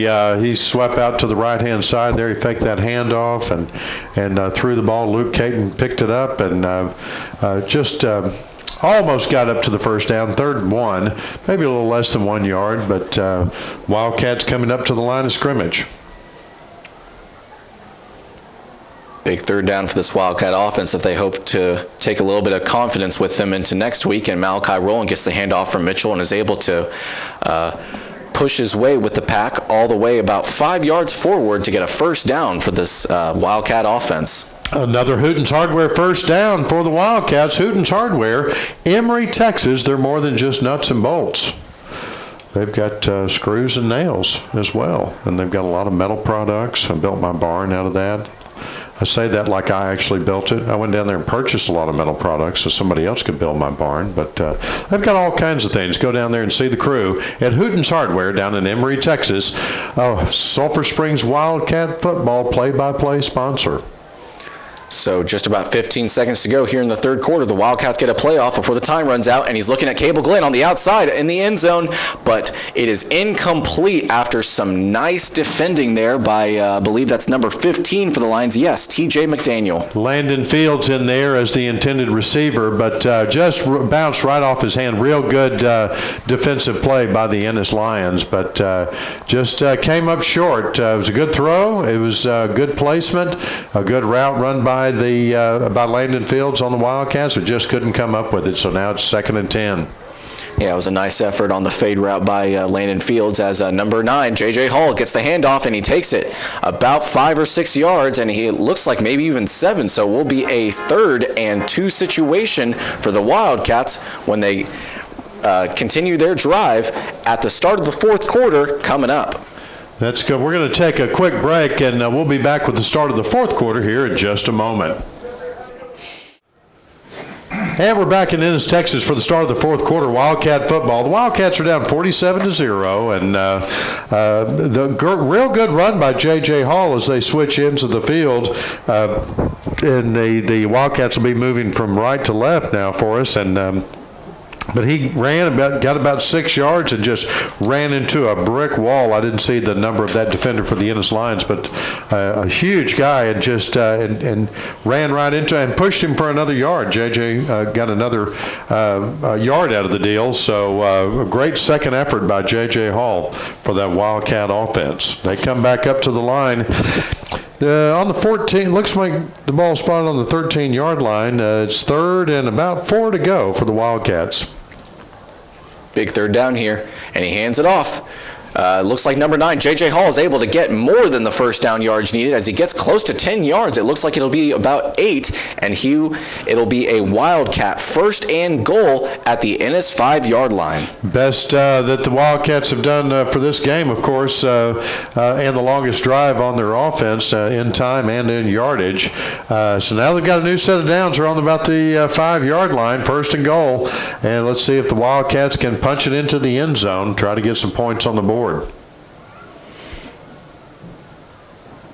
And he hands it off, but the running back is quickly met by a number of Lion defenders on the line, and it looks like maybe he got a yard on the rush. Gave him 1 yard on the play there on the rush, and he just met that brick wall and couldn't move it like he did before. But it's just second down, 4 yards to go to get into the end zone. It's second and goal from the 4-yard line for the Wildcats, and looks like same personnel staying in. That's number 9 in the backfield. The Lions D no doubt hoping to maintain this shutout, but it might not come. No, it will not, because the Wildcats offense are able to punch it in the end zone thanks to a jet sweep by C.J. Williams. Great move and some great footwork as he got around some defenders and he gets it into the end zone. As Northeast Texas Farmers Co-op says, way to go Wildcats for putting 6 points on the board against this powerhouse Ennis Lion team. We had the extra point awaiting as Uriel Santa Cruz comes out and lines up and tries to have the extra point attempt here in just a moment. Kick is up, and it's good. So just one PAT attempt from Uriel Santa Cruz, but one extra point good. So better results than last week, and the Wildcats football team are able to punch it in the end zone thanks to C.J. Williams to get their first touchdown on the night. 47-7, the Ennis Lions over the Wildcats. 10:43 left in the ball game. We're going to take a quick break, and we'll be back in just a moment. And we're back at Ennis, Texas at Lion Memorial Stadium where the Wildcats are about to come and kick off the J. Hodge Chevrolet kickoff after putting 7 points on the board against the Ennis Lions. This state-ranked football team is certainly going to go deep into the playoffs, but the Wildcats are able to get 7 points on the board. 10:43 left in the ball game as Uriel Santa Cruz lines up for this big kickoff. I'm not thinking onside kick on this one, Ross. I think he's going to kick it deep. What do you think? Yeah, I think it'd be ill-advised to give this Ennis Lions offense the ball in short field. And wow, they kick it right into a Ennis Lion player, and then they fall down on it. So the Wildcats will have the football. Let's see if the call stands. Right, let's see. Wow. Just bounced it right off of the first line of defense there, and the officials are still talking about it, but it looks like it's going to be Wildcat football, like you say. A great play, bounced right off the player and came back into the hands of a Wildcat. It's going to be 1st and 10 for the Wildcats on their own 47-yard line as they're right at midfield. Great play. Maybe. Was that intentional? Maybe. I'm going to say it was intentional. I'm not so sure, but I'm giving it all to Uriel Santa Cruz. How about that? So the Wildcats have the football, and on the first play on the offensive drive, running back, I can't say if that's J.J. Hall or that's Malachi Rowland, is able to rush forward before being taken down by 4 Lion defenders pretty aggressively. Spun around, thrown down, ball came loose, but the play was dead. They're going to give him his forward progress of about 3 yards, going to make it 2nd and 7. And we saw Mr. Santa Cruz, the kicker, warming up before the game, and he was doing some strange kicks. Maybe he was practicing that kick. Maybe. Greg Owens knows what he's doing. 2nd and 7 here for the Wildcats. The ball's right on the 50-yard line. Just under 10 minutes to go now here in the game as the Wildcats have the football, and he fakes the handoff to Malachi Rowland, and he dumps it out to, I believe that's, number 46, Carson Fenton, who's able to get the first down on a nice, impressive catch out of the flat, but there is a flag on the field. Oh, gosh, more laundry. Looks like they're going to bring it back. It's going to be... I think that's holding against the Wildcats. Yep, holding, you're right, holding against the Wildcats. So what would have been a first down is going to be a 10-yard penalty against the Wildcats. So that's going to make it 2nd and 18. They're going to get that down back, but they're going to move back 10 yards, and the scoreboard's going to call it 2nd and 17. But it's. I'm not sure what they're doing there, but it's going to be 2nd and 14. Again, this confusing officiating must have been from the spot of the foul, I guess. So it's going to make it 2nd and 14 for the Wildcats. Mitchell gets the snap, doesn't even feign the handoff, and he's got a man deep. He's looking all the way, and he's got it. Wow. A 56-yard touchdown. What a beautiful throw and reception from Matthew Mitchell to his receiver. I think that's Colby Albritton, but I'm trying to get the number. And a beautiful touchdown reception. Maybe that's Weston Fields. Probably, yeah. Weston Fields, excuse me, on the reception. So the Northeast Texas Farmers Co-op says, way to go Wildcats on a bomb of a play, 55-yard receptions. They put 6 points on the board with connecting on that beautiful pass as the snap for the extra point is down and the kick is up and good. So the Wildcats are now 14. The Ennis Lions are 47 after a beautiful reception and touchdown by the Wildcats. We're going to take a quick break, and we'll be back here in just a moment. And welcome back to Lion Memorial Stadium after a pretty interesting 2 minutes and just under 2 minutes actually for this Wildcat football team, as C.J. Williams was able to take a 3-yard snap and punch it into the end zone, and then whether intentional or not, the Wildcats recovered an onside kick, and then quick 2 plays later, the Wildcats have a 56-yard touchdown bomb from Matthew Mitchell to Weston Fields for a touchdown.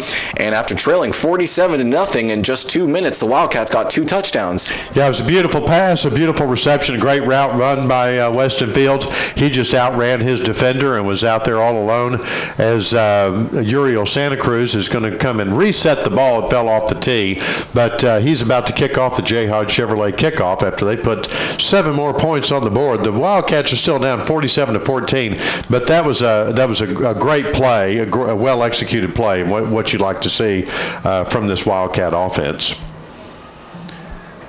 Santa Cruz ready for the kick, and he does just that, kicking it to the farthest returner, and he starts taking it back. He's able to make an athletic move and get past the 30-yard line of Ennis before being taken down at about the Ennis 33-yard line.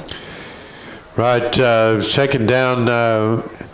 Yep, they're going to spot it at the 33-yard line, and that's pretty decent run back by the Ennis Lions, but kind of average starting position for them, as they're going to be a little deeper in their own territory as they like. But the Ennis Lions are they like the big play, so we may come out with a big, huge pass play here on first down. We'll see.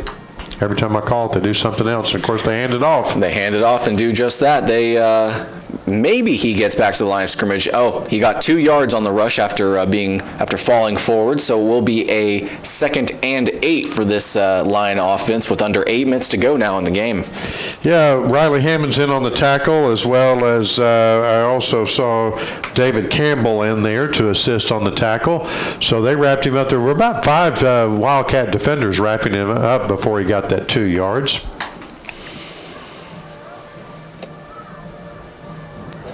Number 41 for the Lions showing motion, but instead it's handed off to number 26, who's able to make it through the hole before. Looked like kind of falling forward, but even with the fall, he's able to get the first down yardage needed. So moving of the chains and a first down for the Ennis Lions. And Douglas Deloney in on the tackle, as well as Cable Glenn. So that was going to be just a huge play if those guys didn't get in there and get that run stopped, and they did. So for the Wildcats, still 1st and 10, still in their own territory as they mark the ball on the 44-yard line on the Ennis side of the field as they come up to the line of scrimmage.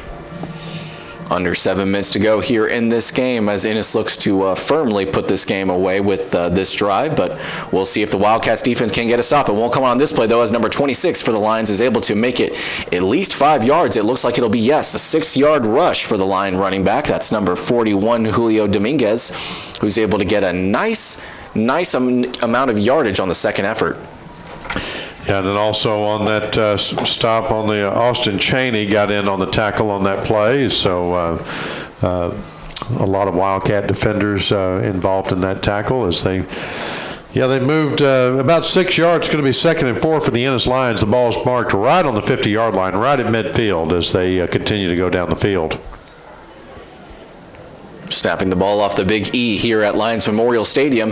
They hand it off again, and just like that, the running back is able to yet again get almost 6 yards, but this time it'll be 5 as the Lions get yet another first down. Yeah, and for the Wildcats there, I saw David Campbell again in on that tackle, so getting a lot of help in there. Also Griffin Crawford on the stop on that play. So these Wildcats not giving up. They're and the Ennis Lions obviously trying some different packages in there, trying some different plays, trying to get some experience for some of their different plays. So hands it off yet again, and just like that, yet again, they're able to bust outside. Previous plays, they were able to run it up the gut, but on this play, ran it outside and able to, just like that, get a new first down after the rush on first down. Austin Cheney and Riley Hammonds on the stop on that play as well, as the clock continues to tick down. It's under 5 minutes now. The Ennis Lions 47, Sulphur Springs Wildcats 14. Taking their time to call in the play there on the Lions side. Come up to the line of scrimmage. Number 14 gets the snap, and he hands it off yet again, and just like that, yet again, he's able to bust outside for a nice gain. It should be about 5 or 6 yards on the rush. They'll give him 6, and so it will be second and about 4 for the Lions offense. Colt Silman in on the tackle, as well as David Campbell, of course. He's been right there in the thick of it on all these plays on defense. Colt Silman helping out on that one. So now 4 minutes left in the ball game. Gets the snap, hands it off to number 26, and the Wildcats defense said no more as he's blown up behind the line of scrimmage for a tackle for loss. Yeah, and guess who that was? That's the number we've been calling, David Campbell, number 41.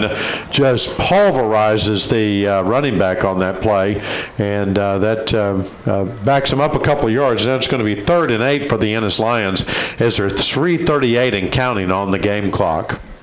The Lions up 47-14 over the Wildcats. They're just taking their time, running some time off the clock as they come back up to the line of scrimmage. Number 14, Grayson Harris gets the snap, and he's looking for a pass, and he's got him. He's got his running back out on the far sideline, and he's able to make a nice second effort and get more than enough yardage needed for the first down as he gets more than 10 on the pass. For the Wildcat defender, Austin Cheney popped the receiver there and got him slowed down, and then, of course, David Campbell came in to finish him off. But it was enough for a first down, so it's 1st and 10, right knocking on the door of the red zone, right on the 20-yard line. So 14 gets the snap, and yet again he hands it off to number 26, Miguel Gonzalez, and he's become quite a featured back as time dwindles on this game. As another impressive rush by number 26 Gonzalez goes for about 7 yards on the rush. So just like that, the Lions are now in the Wildcat red zone at the Wildcat 14-yard line. 2.5 minutes to go here in the game. And he hands it off yet again to number 26 Gonzalez, and Gonzalez is able to make a little shift in his direction and able to get about 2 yards on the rush, so it will be a 3rd and short for this Lions offense. And just over 2 minutes to go here in the game, and again, they are looking to firmly put this game away, but not without taking as much time as they can here in the 4th quarter to make sure that the Wildcats don't put on some more points on the board. Nick Cantillo, number 54, was in on that last tackle, stopping the Ennis Lion from getting any farther.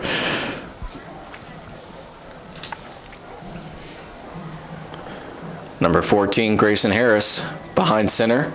1.5 minutes here to go in this district contest between the Ennis Lions and Sulphur Springs Wildcats.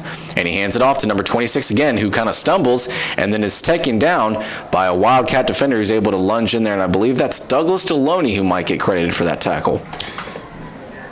Looked like the play clock had run out. When they got that play off, they must have gotten it off just in time. They come back up to the line of scrimmage. It's Just ticking down to about 1 minute and 5 seconds left in the ball game. First and goal from the 9. Number 26 has the handoff, and he looks like he is going to the end zone, but he will be tackled at the Wildcat 5-yard line under a minute to go here as the Ennis Lions, led by Coach Sam Harrell, no doubt looking to add the exclamation point to this win over the Sulphur Springs Wildcats. Austin Cheney making the stop, keeping that running back out of the end zone, so it's 2nd and 5 to go. And number 26 gets the handoff. He's looking for the end zone, but once again, he will be denied by this Wildcat defense. So 2 big stops by the Wildcats defensive line, led by defensive coordinator Kurt McCain. And if the Wildcats can get this stop here, nope, looks like time will run out, and if anything, yep, they'll just let the time run out as we've got about 10 seconds left on the game clock, and that should do it for us here at Lion Memorial Stadium as the Sulphur Springs Wildcats come to Ennis, and unfortunately just about everything that could go wrong for the Wildcats did in the first half as the Lions were able to scream to a 44-0 lead at the half, but the Wildcats football team, they were able to find their footing in the second half as even though both teams, maybe not both teams, maybe definitely more so Ennis, kind of cruised to the finish, just draining as much clock as they could. The Wildcats still were able to get 2 touchdowns late in the game, one of them on a 56-yard bomb to, I believe, Weston Fields with just under 9 minutes to go in the game. So a tough start to the game, a tough loss, but the good news is that the Wildcats football team, like we said so many times tonight, they never quit, they never surrendered, and the good news is that they'll be back at home next Friday when they take on pretty close by Royce City. And we want you to join us at that game, either on the radio or you can watch. That game should be streaming on YouTube streaming channel. And then, of course, all these games are replayed on Channel 18 and on our YouTube channel. Even if we're not able to YouTube stream them live, we always record them and play them later with permission from the opposing team.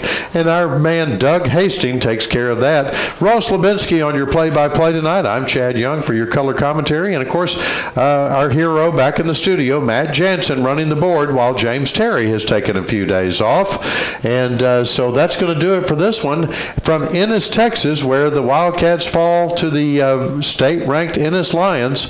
That's going to be all for tonight. We'll see you here next time for Wildcat football at KSST 12:30 a.m. Good night.